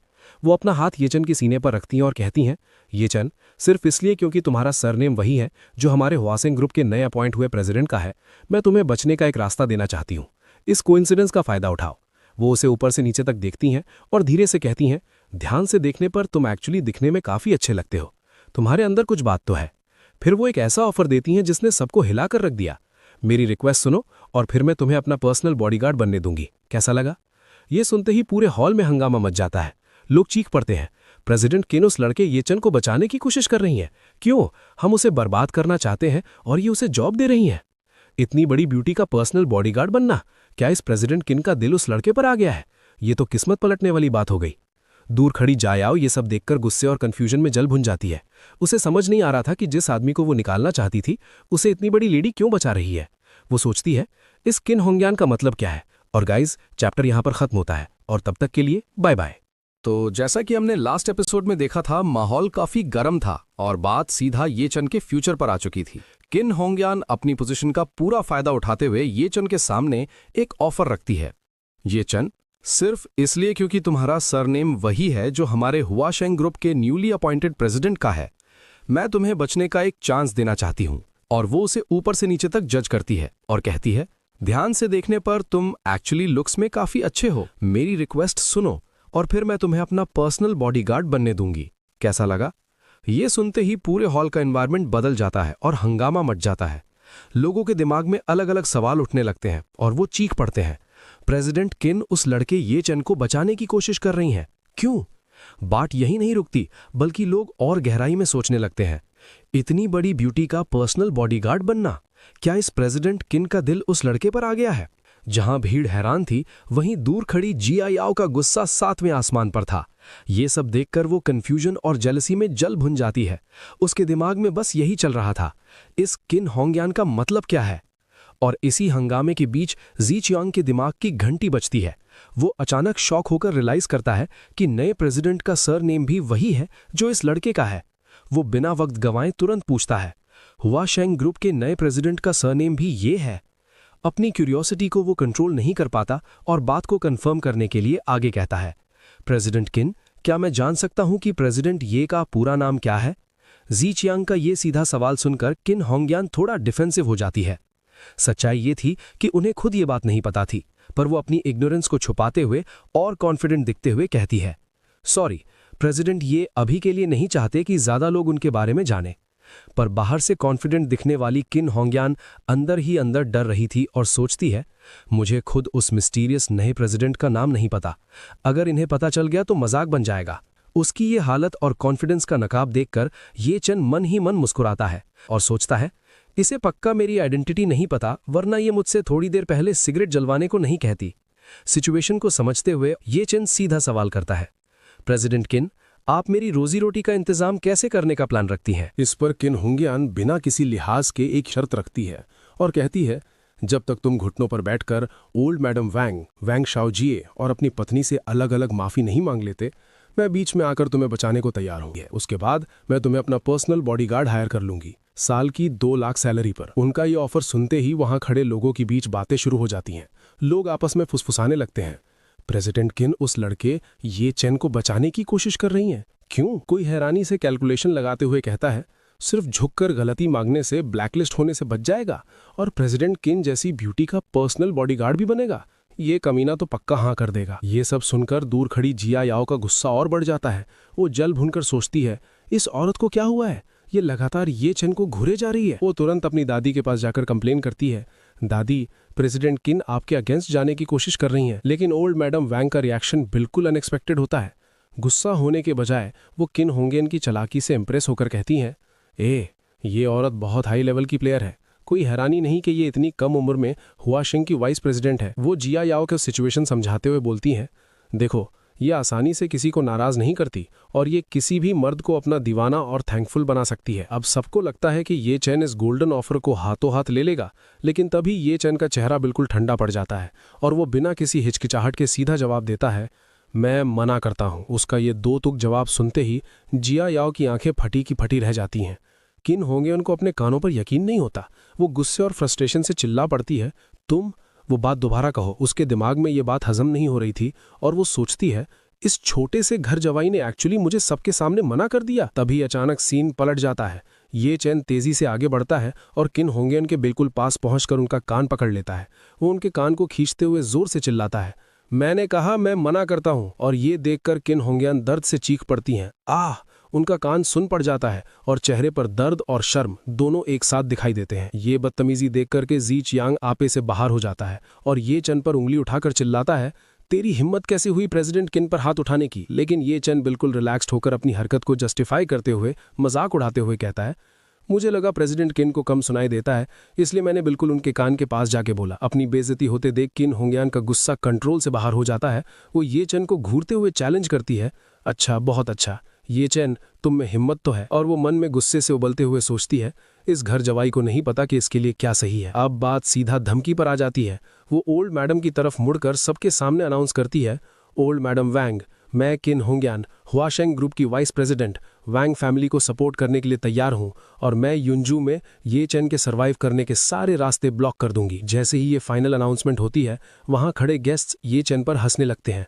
एक आदमी ताना मारता है, ये चैन तो बेकार कचरे के ढेर, अब तो बॉडीगार्ड भी नहीं बन सकता। दूसरा आदमी भी हंसती हुई आग में घी डाल देता है और फ्यूचर प्रेडिक्ट करते हुए कहता है, आगे चलकर तेरे पास युनजू में जिंदा रहने का कोई चांस नहीं होगा। ये सब देखकर जिया याओ मन ही मन सेटिस्फैक्शन महसूस करती है और कहती है, तूने ये सब खुद अपने पैरों पर कुल्हाड़ी मारकर किया है। मैंने तेरे साथ जो भी किया, तुझे बस वो सब चुपचाप से सहना चाहिए था। और ये सब सुनने के बाद जब सबको लगा कि ये चन हार मान लेगा, वो किन होंगयान से एक टेक्निकल सवाल करता है, किन होंगयान, क्या मैं पूछ सकता हूं कि आपने जो अभी कहा वो आपका पर्सनल डिसीजन है या हुआशिंग ग्रुप का? किन होंगयान बिना हिचकिचाहट पूरे कॉन्फिडेंस के साथ जवाब देती है, बिल्कुल, ये दोनों का डिसीजन है। इस पर ये चैन उन्हें लॉजिक के जाल में घेर लेता है और कहता है, आप हुआशिंग ग्रुप की वाइस प्रेसिडेंट हैं, प्रेसिडेंट नहीं, तो आपको हुआशिंग ग्रुप का स्टैंस रिप्रेजेंट करने का क्या हक है? ये चैन की ये लॉजिकल बात सुनते ही भीड़ में खुशफुश शुरू हो जाती है। लोग रियलाइज करते हैं कि बात में दम है और कहने लगते हैं, सही बात है, प्रेसिडेंट किन की पोजीशन हुआशिंग ग्रुप में सबसे हाई नहीं है। कोई दूसरा गेस्ट लीगल एंगल से कहता है, लॉजिकली देखा जाए तो वो प्रेसिडेंट के बिहाफ पर डिसीजन नहीं ले सकती। तीसरा आदमी जोड़ता है, वैसे भी उनका आपस में कोई गहरा रिश्ता थोड़ी है। लोगों की ये बातें सुनकर किन होंगयान को लगता है कि वो फंस रही है। खुद को बचाने के लिए और अपनी इज्जत रखने के लिए वो एक बड़ा झूठ बोलने का फैसला करती है और कहती है, ठीक है, मैं ओरिजिनली ये नहीं कहना चाहती थी, लेकिन क्योंकि तुम आज सच जानकर मरना चाहते हो तो मैं तुम सबको बता देती हूँ। असल में हुआशिंग ग्रुप के नए अपॉइंट हुए प्रेसिडेंट ये मेरे लवर हैं। ये सुनते ही असली प्रेसिडेंट ये यानी कि ये चैन का दिमाग हिल जाता है। वो हैरानी से सोचता है, डैम इट, मैं तुम्हारा किन होंगयान का लवर कब बना? उसके मुंह से शौक में निकलता है, क्या? किन होंगयान अपनी झूठी कहानी पर टिकी रहती है और बात पर जोर देकर कहती है, मैंने कहा प्रेसिडेंट ये मेरे लवर हैं। ये चैन ये बात सुन के मन में कहता है, मेरे मुंह पर मुझे अपना लवर बताते हुए तुम्हें शर्म नहीं आती? और किन होंगयान की इस बॉम्बशेल रेवलेशन को सुनते ही वहां खड़े गेस्ट्स के बीच खुसफुस शुरू हो जाती है और सब हैरानी से एक दूसरे को देखने लगते हैं। लोग आपस में कनेक्ट करते हुए बातें करते हैं, वो मिस्टीरियस प्रेसिडेंट ये असल में प्रेसिडेंट किन के बॉयफ्रेंड है। तभी तो वो अचानक युनजू में टपक पड़े। भीड़ में से एक शख्स अग्री करते हुए कहता है, प्रेसिडेंट किन के लायक कोई इंसान प्रेसिडेंट ये के लेवल का डोमिनेटिंग प्रेसिडेंट ही हो सकता है। एक परफेक्ट मैच। ये बात सुनकर दूसरा आदमी ये चैन का मजाक उड़ाते हुए कंफर्म करता है, कचरा ये चैन, वो दोनों लवर्स हैं, एक कपल हैं, तो जाहिर है वो प्रेसिडेंट ये और पूरे हुआशिंग ग्रुप को रिप्रेजेंट कर सकती हैं। तीसरा आदमी जुड़ता है और वार्निंग देता है, बिल्कुल सही, प्रेसिडेंट किन की काबिलियत पर सवाल उठाने की हिम्मत करके तू मौत को दावत दे रहा है। और किन होंगयान की बात सुनते ही जी चियांग के चेहरे पर एक बड़ी राहत दिखाई देती है। वो तुरंत मस्का लगाते हुए कहता है, प्रेसिडेंट किन, आपने ये पहले क्यों नहीं बताया? अगर प्रेसिडेंट ये आपके लवर हैं तो हम चैन की सांस ले सकते हैं। जी चियांग मन ही मन हिसाब लगाता है और खुशी से फूला नहीं समाता। वांग फैमिली ने पहले ही किन होंगयान को पैसे खिला दिए हैं। क्योंकि किन होंगयान प्रेसिडेंट ये की लवर है तो वो 70 मिलियन की फाइनेंसिंग तो समझो पक्की हो गई। तभी किन होंगयान थोड़ा शर्माते हुए और अपने झूठ को कवर करने की कोशिश करती है।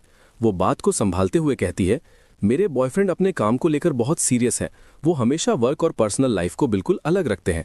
बात यहीं खत्म नहीं होती, बल्कि वो आगे बढ़कर भीड़ से रिक्वेस्ट करती है ताकि ये झूठ पकड़ा ना जाए। इसलिए मैं होप करती हूँ कि आप सब इस बात को सीक्रेट रखने में मेरी हेल्प करेंगे। किन होंगयान का ये नाटक देखकर ये चैन को अंदर ही अंदर हंसी आ जाती है। वो सिचुएशन की आयरनी को समझते हुए मन में सोचता है, ये औरत, पहले तो इसने बड़ी शान से शो ऑफ किया, लेकिन अब इसे डर लग रहा है कि कहीं बाकी लोग ये बात बाहर लीक ना कर दें, इसलिए इसने अब ये सीक्रेसी वाला बहाना बनाया है।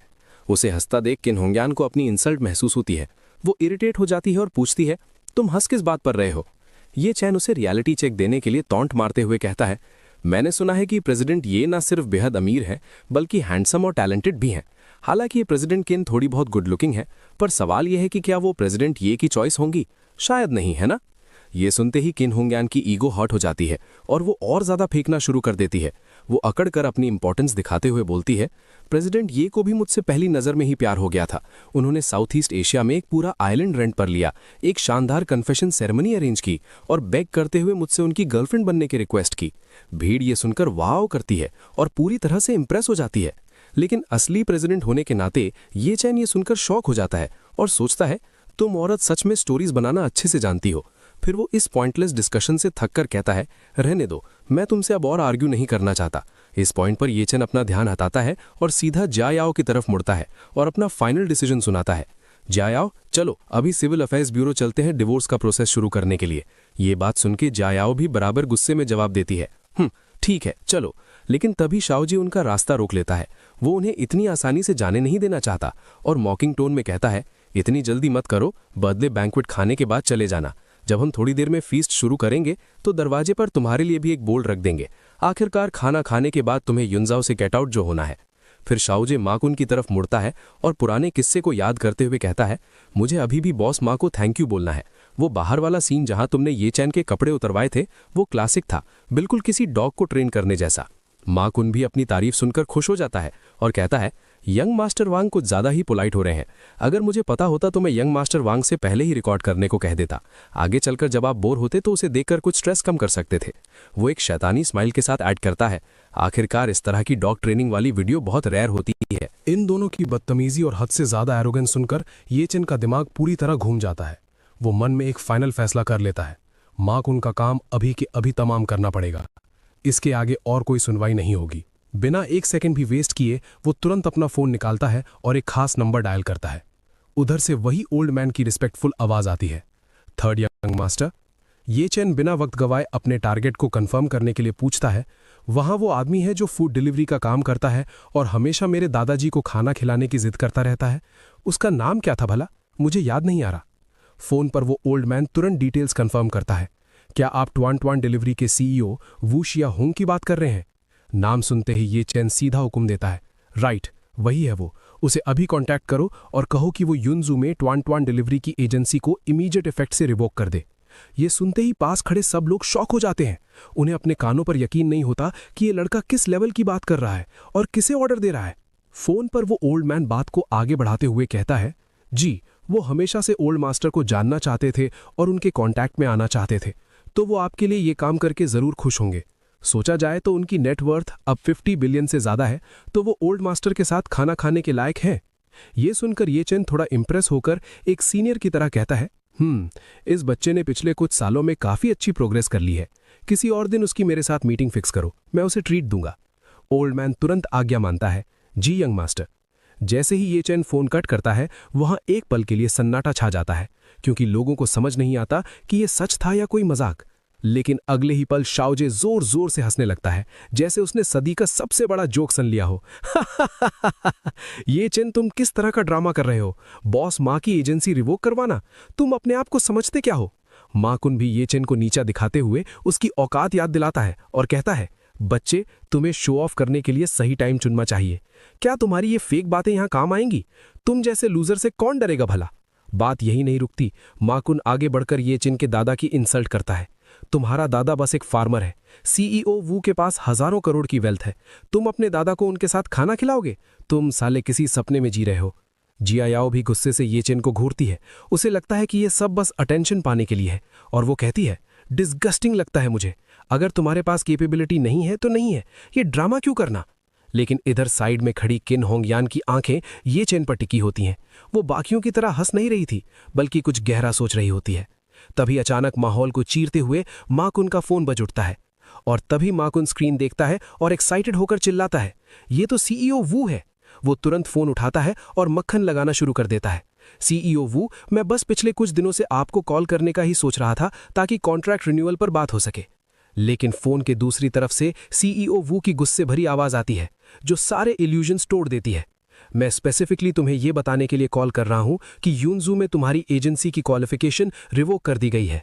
ये सुनते ही माकुन के पैरों तले जमीन खिसक जाती है। उसे समझ नहीं आता कि ये क्या हुआ, और वो गहरे शौक में आ जाता है।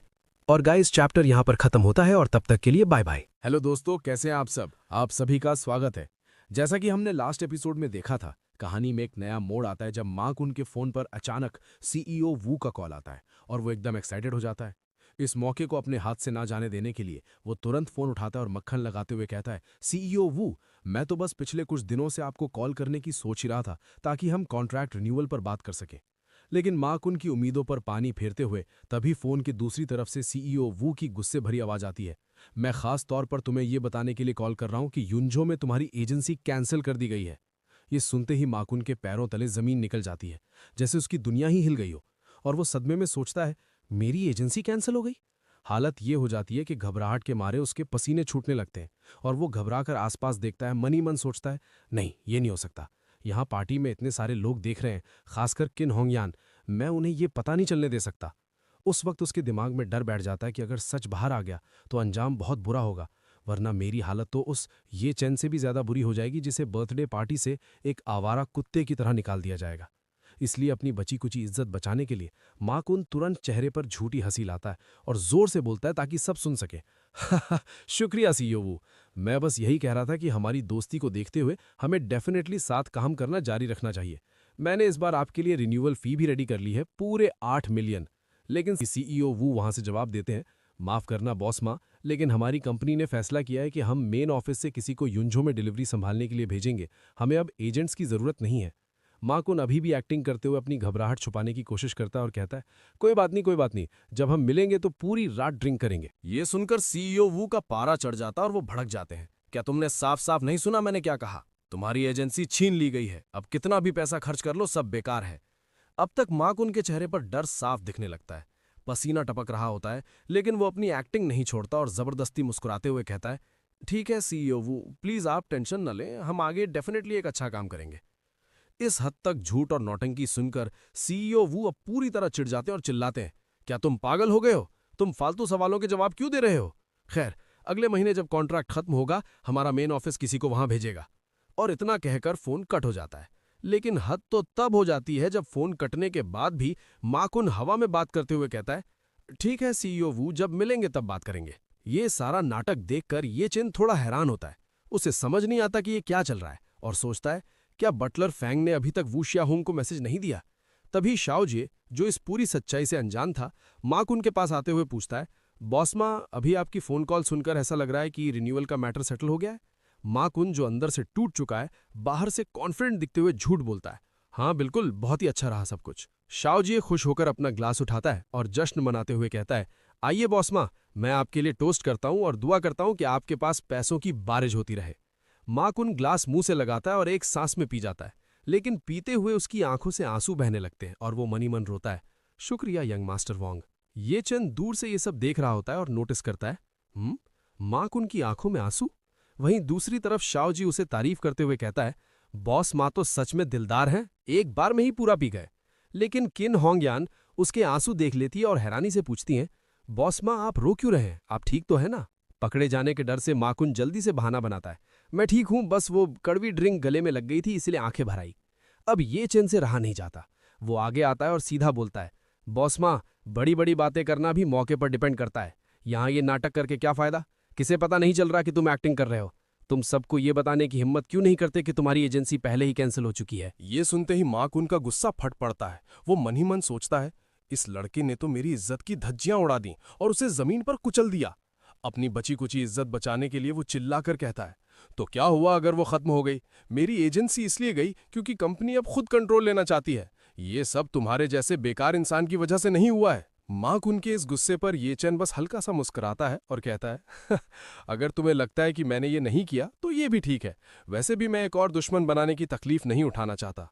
और ये बात सुन के माकुन का ईगो हर्ट हो जाता है। वो गुस्से में कहता है, तुम अपने आप को समझते क्या हो? तुम्हारी औकात ही क्या है एक गंदे डिलीवरी वाले के अलावा? इस बहस के बाद माहौल गर्म हो जाता है और गेस्ट्स आपस में बातें करने लगते हैं। कोई कहती है, माकुन की एजेंसी छिनते ही ये चैन का कनेक्शन तो नहीं? तो कोई दूसरा कहता है, अरे नहीं, ऐसा नहीं हो सकता, वो तो बस एक छोटा सा घर जमाई है। लेकिन कुछ लोग डरते हुए सोचते हैं, लेकिन अगर ये सच हुआ तो? अगर हमने इसका मजाक उड़ाया तो क्या होगा? तभी सिचुएशन को कंट्रोल करने के लिए जिया याओ की मां बीच में आती है और सबको चुप कराते हुए कहता है, आप सब लोग टेंशन मत लीजिए।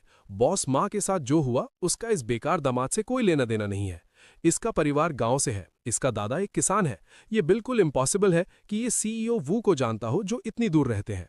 ये बात सुन के वैंग फैमिली के बाकी लोग भी हाँ में हाँ मिलाते हैं। सही बात है, ये बेकार इंसान पिछले 3 साल से हमारे परिवार में घर जमाई बनकर रह रहा है। अगर ये सच में इतने बड़े लोगों को जानता तो क्या ये 3 साल तक खुशी खुशी कुत्ता बनकर रहता? एक और रिश्तेदार बात को आगे बढ़ाते हुए कहता है, बिल्कुल, अमीर घर के लड़के तो नाजुक होते हैं, वो थोड़ी सी भी तकलीफ नहीं झेल सकते, तो वो 3 साल तक घर जमाई बनकर कैसे रह सकते हैं? ये तो सच में बहुत फनी बात है। इसी बीच ओल्ड मैडम वैंग सिक्योरिटी को इशारा करती है और उसके बाद गार्ड्स माकुन को घेर कर उसे बाहर निकालने लगते हैं। एक बॉडीगार्ड कहता है, मिस्टर मा, प्लीज इस तरफ आइए। लेकिन माकुन अपनी बेइज्जती बर्दाश्त नहीं कर पाता और चिल्लाते हुए कहता है, अरे सुनो, मैं तो वो पुरानी वाइन लाया था। लेकिन बॉडीगार्ड उसे वाइन वापस पकड़ते हुए कहता है, प्लीज अपनी ये वाइन वापस ले जाइए। माकुन चिल्लाता रह जाता है, रुको ओल्ड मैडम वैंग, प्रेसिडेंट वैंग, लेकिन उसे वहां से निकाल दिया जाता है। अंत में ये तमाशा देखकर ये चैन मन ही मन सोचता है, ये वैंग फैमिली और इस सोसाइटी के लोग, ये सब के सब कितने मतलबी हैं। कोई हैरानी की बात नहीं कि वैंग जिया याओ ने पैसों के लिए मुझे धोखा दिया। कहानी में आगे बढ़ते हैं, जहां पिछले हंगामे के बाद माहौल को नॉर्मल करने के लिए जी चियांग अनाउंस करता है, मेहमानों प्लीज अपनी सीट्स पर बैठ जाइए, पहले थोड़ा सूप और स्नैक्स लीजिए, पार्टी बस कुछ ही देर में शुरू होने वाली है, सब लोग हॉल की तरफ चलिए। जैसे ही सब लोग डाइनिंग एरिया की तरफ बढ़ते हैं, वहां एक अलग ही टेंशन चल रही होती है और तभी जिया याओ येचन के पास आती है और कहती है, खाना खत्म करने के बाद हम डिवोर्स करेंगे, याद रखना, दादी के 80th बर्थडे पर कोई असर नहीं पड़ना चाहिए। जिया याओ की इस बात को सुनने के बाद येचन बिना कोई रिएक्शन दिए टेबल पर बैठ जाता है और मन ही मन सोचता है, ठीक है, तो फिर वांग जिया याओ का खाना खत्म करने का वेट करते हैं, उसके बाद ही डिवोर्स के लिए जाएंगे। खामोशी के साथ तभी येचन अपना खाना शुरू करने ही वाला होता है कि किस्मत से एक छोटा सा एक्सीडेंट हो जाता है, जब गलती से उसकी चम्मच सामने वाली लड़की की चम्मच से टकरा जाती है। इस मामूली सी बात को देखकर वो लड़की तुरंत चिल्लाती है, आह, कितना अनोइंग है। मेरी चम्मच उस बेकार कचरे की चम्मच से टच हो गई। मेरी चम्मच अब साफ नहीं रही। वाह। उस लड़की के इस ओवर रिएक्शन को लेकर येचन उसकी नौटंकी को इग्नोर करके उसके बोल में रखे सूप को गौर से देखता है और सूप के इंग्रेडिएंट्स को पहचानते हुए सोचता है, ये तो पपाया है, ब्रेस्ट साइज बढ़ाने के लिए। इस ऑब्जर्वेशन के बाद फिर वो उस लड़की को देखता है जो पहले से ही काफी वेल डेवलप्ड दिख रही होती है और बिना कोई मौका गवाए एक तीखा कमेंट मारता है, तुम्हें शायद वैसे भी पपाया खाने की जरूरत नहीं है ना? येचन का ये अनएक्सपेक्टेड कमेंट सुन के लड़की पहले तो कंफ्यूज होती है, फिर बात समझते ही गुस्से से लाल हो जाती है और चिल्लाती है, येचन तुम्हारा क्या मतलब है? मुझे पपाया खाने की जरूरत क्यों नहीं होगी? जवाब में येचन बात खत्म करते हुए कहता है, रहने दो, समझ लो मैंने कुछ नहीं कहा। मैं ये सूप तुम्हें पास कर देता हूं, तुम खुद ही पी लो। उसकी इस बेपरवाही को सुन के लड़की चिढ़ जाती है और गुस्से में सोचती है, ये घर जमाई मेरी आंखों में आंखें डालकर भी नहीं देख रहा, कितना अनोइंग है ये। अपनी बेइज्जती का बदला लेने के लिए वो लड़की तुरंत ओल्ड मैडम वांग के पास जाती है और कंप्लेन करती है, दादी येचन को आगे से यहां मत खाने दीजिएगा, इसने कोई बर्थडे गिफ्ट भी रेडी नहीं किया तो किस हक से ये आपकी पार्टी में खा रहा है। लेकिन यहाँ दादी का रिएक्शन कुछ और ही होता है। इस पर ओल्ड मैडम वैंग अपनी फैमिली की रेपुटेशन बचाते हुए सख्ती से कहती हैं, हमारे वैंग परिवार की अपनी एक इज्जत है, उसे आज का खाना खत्म करने दो, उसके बाद वो डिवोर्स के लिए चला जाएगा। दादी के मना करने के बावजूद वो लड़की फिर भी आर्ग्यू करती है, लेकिन आज आपका 80th बर्थडे है और इसने एक गिफ्ट तक नहीं दिया। गिफ्ट की बात सुनकर येचेन को पुरानी बातें याद आती हैं। वो अपने 3 साल के सफर को याद करते हुए सोचता है, सच में अगर ओल्ड मैडम वैंग ने जिद नहीं की होती कि 3 साल तक डिवोर्स नहीं हो सकता, तो मेरा मिशन बहुत पहले ही फेल हो गया होता। इसलिए अब उसे लगता है कि जाते जाते कुछ करना चाहिए। फैसला लेते हुए वो डिसाइड करता है, आज मैं ऑफिशियली वैंग फैमिली छोड़ रहा हूं और कोइंसिडेंटली आज बुढ़िया का 80th बर्थडे भी है, तो मुझे सच में एक गिफ्ट देना चाहिए। अपने प्लान को अंजाम देने के लिए वो तुरंत अपना फोन निकालता है और एक नंबर डायल करके ऑर्डर देता है, हेलो, मेरे लिए एक गिफ्ट रेडी करो और उसे वान हाओ होटल डिलीवर करवा दो। ये चेन को फोन पर गिफ्ट मंगवाते हुए देखकर उसकी ये बात सुनकर जियायाओ कहती है, चा, अब तुम्हें अपनी शर्म याद आई, लेकिन हमारा वैंग परिवार तुम्हारे भेजे हुए कचरे को एक्सेप्ट नहीं करेगा। जियायाओ को लगता है कि ये बस दिखावा है। वो मन ही मन सोचती है, ये चेन जैसा आदमी जो बीवी के पैसों पर पलता हो, वो भला क्या ही दे सकता है। इसी सोच के साथ वो उसे नीचा दिखाते हुए कहती है, अपनी बेइज्जती करवाना बंद करो, फोन करो और अपना वो गिफ्ट वापस भिजवा दो। अगर तुम्हें दादी को गिफ्ट देना ही है तो मैं किसी से कहकर तुम्हारे लिए गिफ्ट मंगवा देती हूँ। लेकिन ये चेन उसकी बात को पूरी तरह इग्नोर कर देता है और खाने में लगा रहता है। जिया याओ को अपनी बात का ये इग्नोर किया जाना बर्दाश्त नहीं होता और वो चिढ़कर चिल्लाती है, ओए, क्या तुमने सुना मैंने क्या कहा? पार्टी में वक्त गुजरता है और 10 मिनट बीत जाते हैं। अचानक हॉल के एंट्रेंस पर तेजी से कदमों की आवाज आती है। वहां एक डिलीवरी बॉय हाथ में बैग लिए अंदर आने की कोशिश करता है, लेकिन दरवाजे पर खड़ा बॉडीगार्ड उसे रोकते हुए कहता है, माफ करना, आज यहां वैंग फैमिली की पार्टी है, फालतू लोगों का अंदर आना मना है। अपनी मजबूरी बताते हुए डिलीवरी बॉय एक्सप्लेन करता है, ओह, मैं तो बस यहां एक बर्थडे गिफ्ट डिलीवर करने आया हूं। बॉडीगार्ड के हटने पर वो लड़का अंदर आता है और सबसे पूछता है, क्या मैं जान सकता हूं कि आज किसका बर्थडे मनाया जा रहा है? एक अनजान आदमी को अंदर देखकर ये देखते ही शाओजे का गुस्सा बढ़ जाता है। वो चिल्लाता है, ये एक और डिलीवरी वाला क्यों आ गया? ये मेरी दादी की पार्टी है, तुम्हें अंदर किसने आने दिया? माहौल बिगड़ता देख डिलीवरी बॉय कहता है, मैं अभी रास्ते में एक रॉल्स रॉयस ओनर से मिला था, वो शायद यहां खुद आना चाहते थे, लेकिन सड़क पर बहुत भयानक जाम लगा हुआ है तो शायद वो जल्दी नहीं आ पाएंगे। उन्होंने मुझे 500 रुपए दिए और ये जिम्मेदारी थी कि मैं ये गिफ्ट वानहाओ होटल तक डिलीवर कर दूं। जैसे ही शब्द रॉल्स रॉयस ओनर शाओजे के कानों में पड़ता है, ये सुनते ही शाओजे का गुस्सा गायब हो जाता है और लालच आ जाता है। अमीर कनेक्शन समझकर वो खुश होकर कहता है, ओह, तो इसका मतलब ये मेरी दादी के लिए गिफ्ट था, लाओ वो गिफ्ट मुझे दे दो। गिफ्ट मिलने की जल्दी में बॉक्स लेने के बाद शाओजे उसे सबके सामने खोलता है, लेकिन जैसे ही बॉक्स का ढक्कन खुलता है उसकी आंखें फटी की फटी रह जाती हैं। ये क्या है? सबकी नजरों के सामने बॉक्स के अंदर से एक ग्रीन लाइट निकलता है। उसकी चमक देखकर शाओजे उस चमकते हुए ब्रेसलेट को देखकर चिल्लाता है, कितना शानदार आइस टाइप जेड है, ये पूरी तरह ट्रांसपेरेंट है, ये जेड में सबसे बेस्ट है। इस ब्रेसलेट की कीमत कम से कम 10 मिलियन होगी। इस खुलासे के बाद पूरे हॉल में हंगामा मच जाता है। सब लोग एक दूसरे को देखकर हैरानी से बातें करने लगते हैं। एक चीज जिसकी कीमत 1 करोड़ है, उसे एक डिलीवरी वाला इतने कैजुअली लेकर आ गया। वो टाइकून आखिर है कौन? और जहां एक तरफ सब लोग उस महंगे गिफ्ट के बारे में सोचकर दंग है, वहीं ये चैन जिसने ये गिफ्ट मंगवाया था एकदम शांति से बैठा अपना खाना खा रहा है। और गाइज, चैप्टर यहां पर खत्म होता है। तब तक के लिए बाय बाय।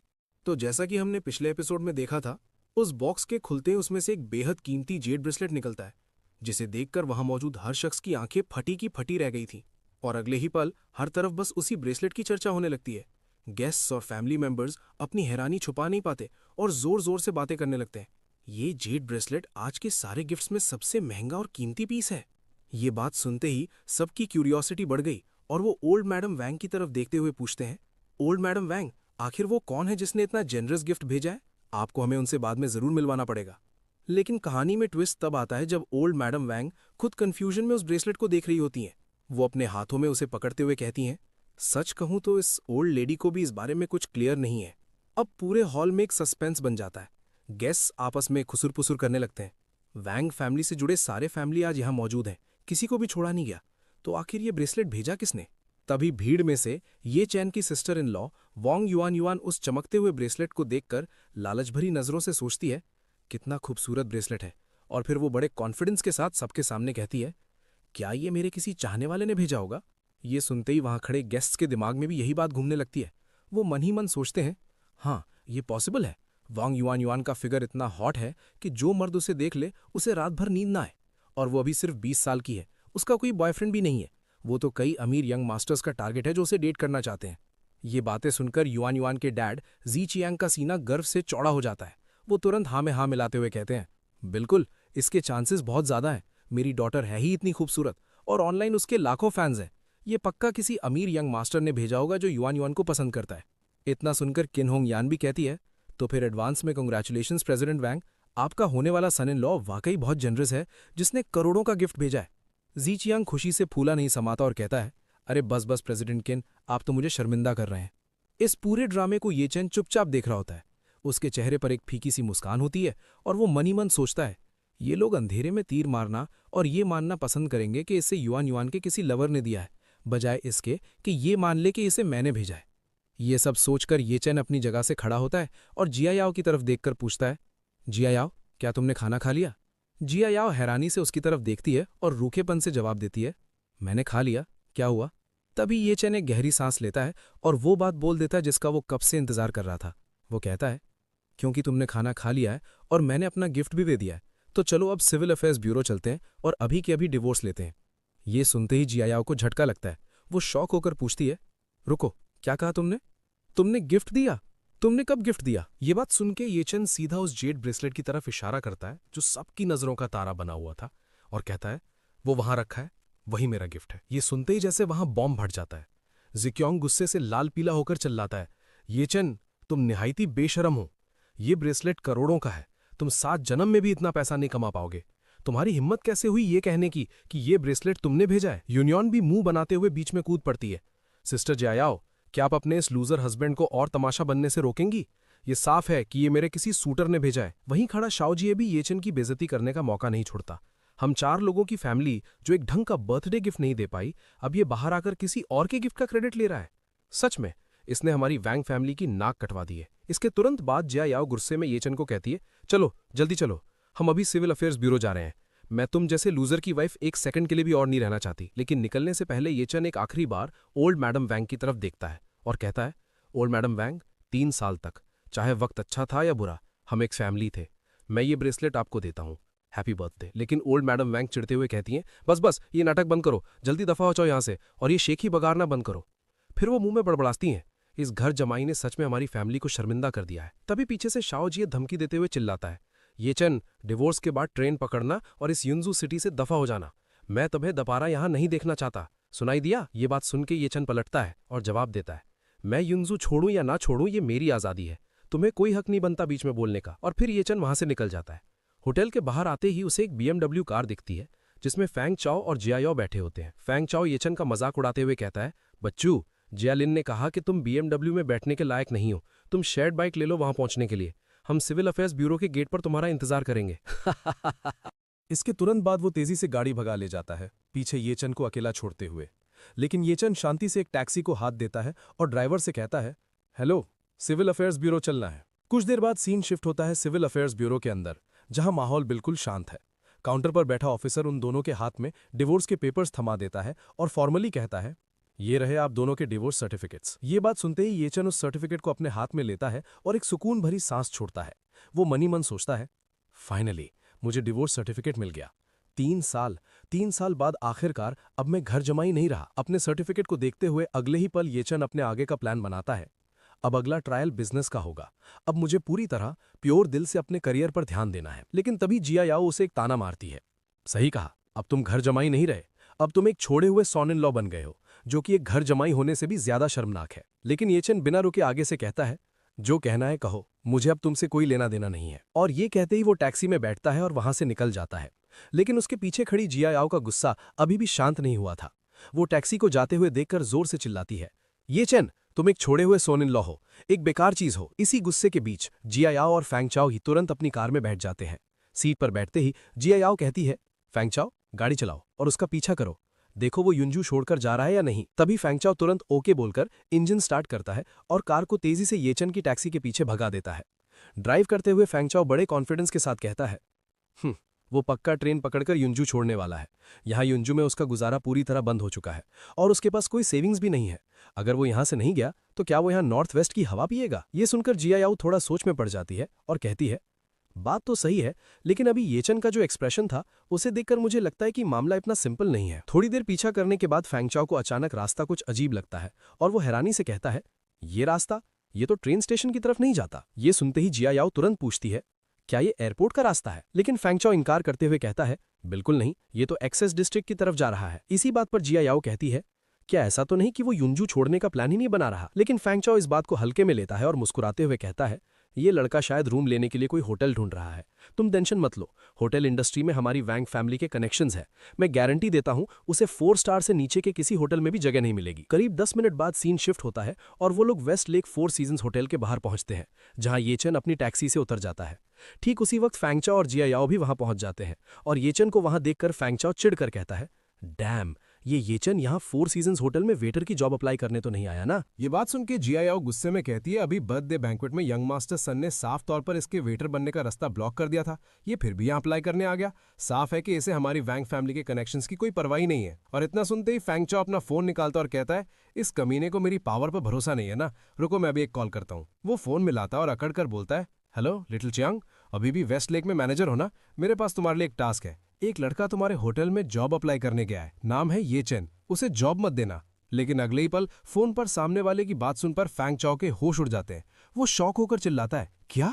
उसकी हालत देखकर जिया याओ घबराकर पूछती है, क्या हुआ? तभी फैंग चाओ फोन नीचे करता और हैरानी से कहता है, वो कह रहा है कि उसने चेक किया, कोई भी अप्लाई करने नहीं आया। फिर वो कंफ्यूज होकर खुद से सवाल करता है, अगर ये चैन वेस्ट लेक होटल में अप्लाई करने नहीं गया तो फिर वो अंदर किस लिए गया है? इतना सोचते उसके दिमाग में ख्याल आता है और वो कहता है, कहीं ये चैन होटल में रुकने तो नहीं गया? ये सुनते ही जिया याओ झटके से इनकार करती है, नामुमकिन। वेस्ट लेक होटल का किराया कम से कम 8,000 है एक रात का, और अभी जब हमारा डिवोर्स हुआ मैंने उसके सारे बैंक कार्ड जब्त कर लिए थे। उसके पास बस कुछ 100 कैश और क्रेडिट ऐप पर 2,000 की लिमिट है यूज करने के लिए। तभी फैंग चाओ कंफ्यूजन मिटाने के लिए कहता है, चलो अंदर चलकर लिटिल चियांग से ही पूछ लेते हैं। अब सीन शिफ्ट होता है वेस्ट लेक होटल की लॉबी में। जैसे ही वो अंदर पहुंचते हैं, रिसेप्शनिस्ट सारी बात बता देती हैं। ब्रदर चाओ, जिस येचन की आप बात कर रहे थे उसने वाकई अभी होटल में चेक इन किया है और उसने 7 दिन का पेमेंट एडवांस में किया है। और ये सुनते ही फैंग चाओ के पैरों तले जमीन खिसक जाती है। वो जोर से चिल्लाता है, 7 दिन, 50,000 से ज्यादा? वो तुरंत कैलकुलेशन करने लगता है, ये कमीना तो बड़ा शातिर निकला। 8,000 एक रात का तो 7 दिन का हुआ 56,000। फिर वो जिया याओ से कहता है, जिया याओ, इसने काफी प्राइवेट मनी छुपा रखा था, पक्का इसने सब्जी, कुत्ते का खाना और डेली सामान के पैसों में से घपला किया होगा। इतने से पैसे चुराने के लिए भी कितना बेशरम है ये। लेकिन तभी रिसेप्शनिस्ट दबे हुए लहजे में उन्हें टोकती है, मिस्टर, ये चैन स्टैंडर्ड रूम में नहीं रुका है, वो प्रेसिडेंशियल स्वीट में है। ये सुनते ही फैंग चाओ और जिया याओ दोनों को एक 440 वोल्ट का झटका लगता है और वो एक साथ चिल्लाते हैं, क्या?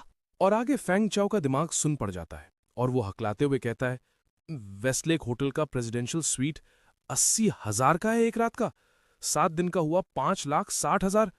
वो शौक में जिया याओ की तरफ देखता है और पूछता है, जिया याओ, क्या तुम श्योर हो कि ये पैसा उसने तुम्हारी फैमिली के खर्चों से बचाया है? और गाइस, चैप्टर यहां पर खत्म होता है। और येचन किसी मामूली कमरे में नहीं बल्कि शहर के सबसे महंगे प्रेसिडेंशियल स्वीट में रुका है। इस बात को सुनते ही फैंग चाओ और जिया याओ को जैसे 440 वोल्ट का झटका लगता है।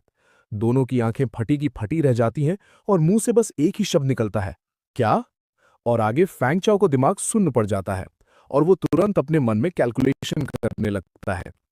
वेस्टलेक होटल के प्रेसिडेंशियल स्वीट का किराया 80,000 एक रात का है और अगर वो वहां 7 दिन रहने वाला है तो इसका मतलब टोटल खर्चा हुआ 5,60,000। ये फिगर सोचते ही फैंग चाओ के पसीने छूटने लगते हैं। वो घबराहट में जिया याओ की तरफ देखता है और पूछता है, जिया याओ, क्या तुम्हें अब भी लगता है कि ये पैसे उसने तुम्हारी फैमिली के खर्चों में से बचाए हैं? इतनी बड़ी रकम सिर्फ स्क्रिम्पिंग से नहीं आती। अपने शक को यकीन में बदलने के लिए फैंग चाओ तुरंत रिसेप्शनिस्ट की तरफ घूमता है और हैरानी से पूछता है, क्या तुम श्योर हो? क्या ये चिन ने अभी के अभी पूरे 5,60,000 पे कर दिए? ये बात सुन के रिसेप्शनिस्ट जवाब देती है, जी हाँ सर, पेमेंट कंप्लीट हो चुका है। लेकिन रिसेप्शनिस्ट की अगली बात ने उन दोनों के जख्मों पर नमक छिड़कने का काम किया। वो मुस्कुराते हुए कहती है, और तो और उन्होंने मुझे खुश होकर 10,000 की टिप भी दी है। ये सुनते ही जिया याओ का गुस्सा कंट्रोल से बाहर हो जाता है। वो भड़क उठती है और चिल्लाते हुए कहती है, तुमने वो टिप रखने की हिम्मत कैसे की? वो सारा पैसा मेरी वैंग फैमिली का है, समझी तुम? जिया याओ वहां तमाशा कर ही रही थी कि फैंग चाओ उसे शांत कराते हुए लॉजिक लगाता है। उसका चेहरा सीरियस हो जाता है। जिया याओ, अभी टिप के पीछे रोने का वक्त नहीं है। असली सवाल यह है कि आखिर उसके पास इतना पैसा आया कहां से? अगर वो पिछले 3 साल से सब्जी भाजी के पैसे मार भी रहा था, तब भी 1 मिलियन जमा करना नामुमकिन है। ये सुनते ही जिया याओ सोच में पड़ जाती है। सही कहा तुमने। और तभी उसके दिमाग की बत्ती जलती है।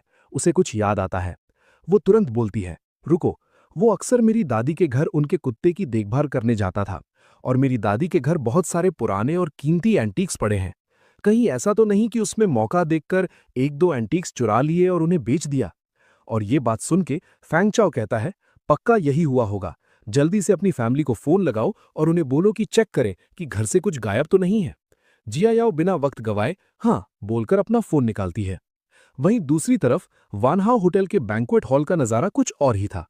काफी देर हो चुकी थी, लेकिन प्रेसिडेंट टेंग और बाकी बड़े गेस्ट्स अभी तक वहां से गए नहीं थे।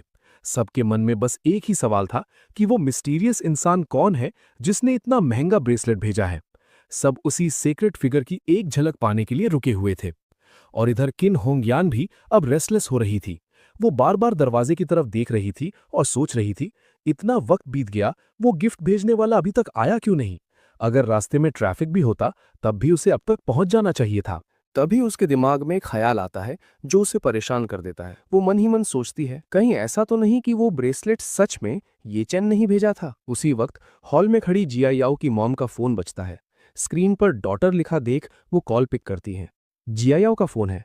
हाँ बेटा, कैसा रहा सब? उस लूजर से डिवोर्स हो गया ना? दूसरी तरफ से जिया याओ की आवाज घबराहट और गुस्से से भरी हुई आती है। मॉम, जल्दी से दादी के घर जाओ, चेक करो कि वहां दादी की पुरानी कैलीग्राफी या पेंटिंग्स में से कुछ गायब तो नहीं है। और वो चीखते हुए इल्जाम लगाती है, ये चैन, वो कमीना, उसने पक्का हमारी फैमिली की चीजें चुराई हैं और उन्हें बेचकर पैसे उड़ा रहा है। ये सुनते ही माँ के होश उड़ जाते हैं। क्या ये चैन उस लूजर ने दादी के एंटीक्स चुराए? माँ की ये जोर से कही हुई बात किन होंगयान के कानों में पड़ जाती है। ये सुनते ही किन होंगयान एक गहरी सांस लेती है, जैसे उसका सारा सस्पेंस खत्म हो गया हो। वो सिगरेट का धुआं छोड़ते हुए मन ही मन सोचती है, फ्यू, मुझे लगा था वो लड़का कोई बड़ा बिग शॉट है, पर वो तो बस एक मामूली चोर निकला। उसका इंटरेस्ट अब पूरी तरह खत्म हो चुका था। वो अपनी जगह से खड़ी होती है और कहती है, ओल्ड मैडम और दोनों प्रेसिडेंट वांग्स, कंपनी में कुछ जरूरी काम है तो मैं अब चलना चाहूंगी। ओल्ड मैडम वांग तुरंत खड़ी हो जाती हैं और रिस्पेक्ट से कहती हैं, प्रेसिडेंट किन, वो फाइनेंसिंग वाली बात अब आपके हाथ में है। ये बात सुन के किन होंगयान उसे कहती है, चिंता मत कीजिए, बोलकर वहां से निकल जाती है। और किन होंगयान के जाते ही बाकी गेस्ट्स भी समझ जाते हैं कि अब वो मिस्टीरियस टाइकून नहीं आने वाला। लगता है वो आज नहीं आएंगे, ये बोलकर सब वहां से निकलने लगते हैं। जब भीड़ छट जाती है तो ओल्ड मैडम वांग गुस्से और कंफ्यूजन में पूछती हैं, जिया याओ ने क्या कहा? ऐसा क्यों है कि डिवोर्स के बाद ही उसे पता चला कि ये चैन ने चोरी की है? माँ गुस्से में एक्सप्लेन करती है, जिया याओ ने बताया है कि ये चैन ने वेस्टलेक होटल में 1 हफ्ते के लिए प्रेसिडेंशियल स्वीट बुक किया है। उसने वहां करीब 6 लाख उड़ा दिए। इसीलिए उन्हें शक है कि ये पैसा जरूर उसने आपके एंटीक्स बेचकर कमाया है। ये सुनते ही ओल्ड मैडम वांग का गुस्सा फट पड़ता है। वो टेबल पर हाथ मारते हुए चिल्लाती हैं, ये घर जमाई। लेकिन ओल्ड मैडम अभी भी उस ब्रेसलेट वाले गेस्ट का इंतजार कर रही थी। वो अपने गुस्से को कंट्रोल करती हैं और सोचती हैं, वो ऑनर्ड गेस्ट जिसने ब्रेसलेट भेजा था वो अभी तक आया नहीं है। हम उस मामूली घर जमाई की वजह से अपना इतना बड़ा मौका हाथ से नहीं जाने दे सकते। और वो फैमिली को 2 हिस्सों में बांट देती हैं। जीचियांग, सुसिन, यूनियन, तुम लोग मेरे साथ यहीं रुको, हम थोड़ी देर और इंतजार करेंगे। और फिर बाकी से कहती हैं, शाओजे, जी युआन, सुलान, तुम लोग अभी के अभी मेरे घर जाओ और देखो कि क्या क्या गायब है। सब एक साथ हामी भरते हैं। यस, और इसी के साथ सीन शिफ्ट होता है और हम देखते हैं कि शाओजी और जिया याओ के डैड और उसके मॉम विला पहुंच जाते हैं। और विला के अंदर आते ही दोनों बिना वक्त बर्बाद किए चेकिंग शुरू कर देते हैं कि कहीं कोई सामान चोरी तो नहीं हुआ। और आगे शाओजी अपने अंकल को इंस्ट्रक्शन देते हुए कहता है, अंकल हम अलग अलग होकर ढूंढते हैं, आप एंटीक कैलीग्राफी और पेंटिंग रूम चेक करो, मैं ये वाला रूम चेक करता हूँ। और ये बात सुन के अंकल तुरंत हामी भरते हुए ठीक है बोलते हैं और अपने रास्ते निकल जाते हैं। पूरा घर छान मारने में करीब 20 मिनट निकल जाते हैं, लेकिन वहां कुछ भी गायब नहीं था। शाओजी चारों तरफ देखने के बाद कहता है, यहाँ तो कुछ भी मिसिंग नहीं है। तभी दूसरी तरफ से अंकल भी आ जाते हैं और कंफर्म करते हुए कहते हैं, शाओजी हमारी तरफ से कुछ भी गायब नहीं है, क्या तुम्हारी तरफ कुछ मिसिंग है? ये सुनते ही शाओजी गहराई से सोचने लगता है। वो मनी मन कैलकुलेशन लगाता है, एंटीक कैलीग्राफी रूम में सब कुछ सही सलामत है, इस रूम में भी कुछ गायब नहीं है। इसका साफ मतलब है कि दादी के घर से कोई भी कीमती चीज चोरी नहीं हुई है। मतलब ये चैन ने वैंग फैमिली का कुछ नहीं चुराया है। सच सामने था, लेकिन शाओजी की नफरत उस पर हावी थी। वो ये चैन को क्लीन चिट नहीं देना चाहता था, इसलिए वो झूठ बोलते हुए कहता है, ओह मैंने अभी चेकिंग खत्म नहीं की है, बेहतर होगा कि आप लोग एक बार फिर से चेक कर लो ताकि गलती से कोई चीज छूट ना जाए। अंकल उसकी बात मान लेते हैं और कहते हैं, ठीक है तो मैं वापस जाकर दोबारा चेक करता हूँ। जैसे ही अंकल वहां से जाते हैं, शाओजी के दिमाग में एक घटिया प्लान आता है। वो एक शेल्फ के पास जाता है और वहां रखी एक बहुत ही महंगी घड़ी उठा लेता है। घड़ी को हाथ में लेकर वो मनी मन कमीनेपन से हंसता है। ये वही घड़ी है जो दादाजी जिंदा रहते वक्त पहना करते थे। पूरी दुनिया में सिर्फ 48 पीसीज हैं और इसकी कीमत 5 मिलियन से ज्यादा है। उसके चेहरे पर एक शैतानी मुस्कान आ जाती है। ये चैन, अब से तुम वो चोर बनोगे जिसने ये घड़ी चुराई है। प्लान के मुताबिक वो उस घड़ी को अपनी जेब में छुपा लेता है और खाली डब्बा लेकर बाहर आता है। बाहर आते ही वो चीखने की एक्टिंग करता है, मेरे रूम से एक घड़ी गायब है। और ये बात सुनते ही जिया याओ की मॉम गुस्सा हो जाती है और कहती हैं, तभी मैं सोचूं कि ये चैन वो लूजर वेस्ट लेक के प्रेसिडेंशियल स्वीट में कैसे रह सकता है, वो जानवर। बिना देरी किए जिया याओ के डैड तुरंत ओल्ड मैडम वैंग को कॉल लगाते हैं और घबराहट में बताते हैं, मॉम हमें पता चल गया, दादाजी के पास जो रिचर्ड मिले वॉच थी वो वहां से गायब है। दूसरी तरफ फोन पर यह सुनते ही ओल्ड मैडम वैंग गुस्से से कांपने लगती हैं। उनकी आवाज में खौफनाक गुस्सा था। उसे पकड़कर मेरे पास लाओ, मैं आज उसका हाथ काट देना चाहती हूँ। फोन रखने के बाद डैड शाओजी की तरफ मुड़ते और कहते हैं, शाओजी दादी चाहती हैं कि हम अभी के अभी ये चैन को वापस लेकर आएं। लेकिन ये चैन का नाम सुनते ही शाओजी की हालत खराब हो जाती है। पिछली बार की धुलाई उसे आज भी याद थी। वो डर के मारे मन में सोचता है, मैं उस आदमी से दोबारा पिटना नहीं चाहता। बचने के लिए वो तुरंत नाटक शुरू कर देता है।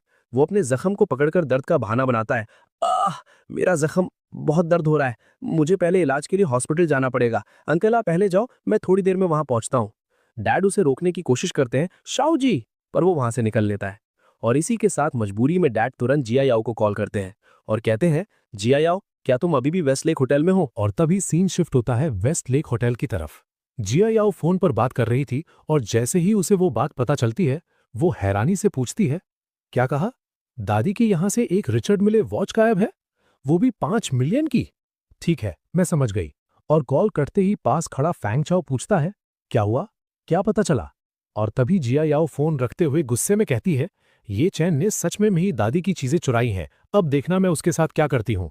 वो गुस्से में रिसेप्शनिस्ट की तरफ घूमती है और बिना किसी लिहाज के चिल्लाती है, ये चैन का रूम नंबर क्या है? फैंग चाओ उसका ये अग्रेसिव रूप देखकर घबरा जाता है। वो पूछता है, जिया याओ तुम क्या करने वाली हो? और आगे जिया याओ पूरे जोश में जवाब देती है, क्या करने वाली हूं? जाहिर है मैं उसे वापस ले जाऊंगी, उसने मेरे दादाजी की 5 मिलियन की वॉच चुराई है। लेकिन फैंग चाओ कुछ नोटिस करता है। जिया याओ गुस्से में कम और एक्साइटेड ज्यादा लग रही थी। वो उसे घूरते हुए पूछता है, तुम इतनी एक्साइटेड क्यों दिख रही हो? और वो मन ही मन सोचता है, ऐसा क्यों लग रहा है कि वांग जिया याओ असल में ये चैन से मिलने के लिए एक्साइटेड है? और आगे वो जिया याओ को पकड़ लेता है और वो डर रहा था कि कहीं होटल में हंगामा ना हो जाए। वो जिया याओ को समझाने की कोशिश करता है, मैं इस होटल के ओनर से पंगा लेने की हैसियत नहीं रखता, वहां जाकर तमाशा मत करो, बस चुपचाप पुलिस को बुला लो। पर जिया याओ उसकी बात सुनने के मूड में बिल्कुल नहीं थी। वो उसे धिक्कारते हुए कहती है, तुम इतने डरपोक क्यों हो? अगर तुम्हारी जाने की हिम्मत नहीं है तो मैं खुद जाऊंगी। और वो अकेले ही ऊपर निकल जाती है। सीन शिफ्ट होता है प्रेसिडेंशियल स्वीट के कॉरिडोर में। जिया याओ ये चैन के रूम के बाहर पहुंच चुकी थी। वो दरवाजे को जोर जोर से पीटने लगती है और चिल्लाती है, ये चैन, चोर कहीं के, मेरे लिए दरवाजा खोलो जल्दी। और ये आवाज सुनते ही थोड़ी देर बाद दरवाजा खुलता है और सामने ये चैन खड़ा था, जिसने अभी अभी नहाया था और उसने सिर्फ एक टॉवल लपेट रखा था। ये चैन उसे देखकर चिढ़ जाता है और कहता है, तुम औरत, तुम मुझे परेशान करना क्यों नहीं छोड़ती? अभी तुम्हारा डिवोर्स हुआ है और तुम मेरे पास चली आई। लेकिन ये चैन को इस हालत में नंगे बदन और टॉवल में देखकर जिया याओ का गुस्सा ठंडा पड़ जाता है और उसका पूरा चेहरा लाल हो जाता है। वो बस हकलाते हुए कहती है, तुम। और गाइस, चैप्टर खत्म होता है यहाँ पर, और तब तक के लिए बाय बाय।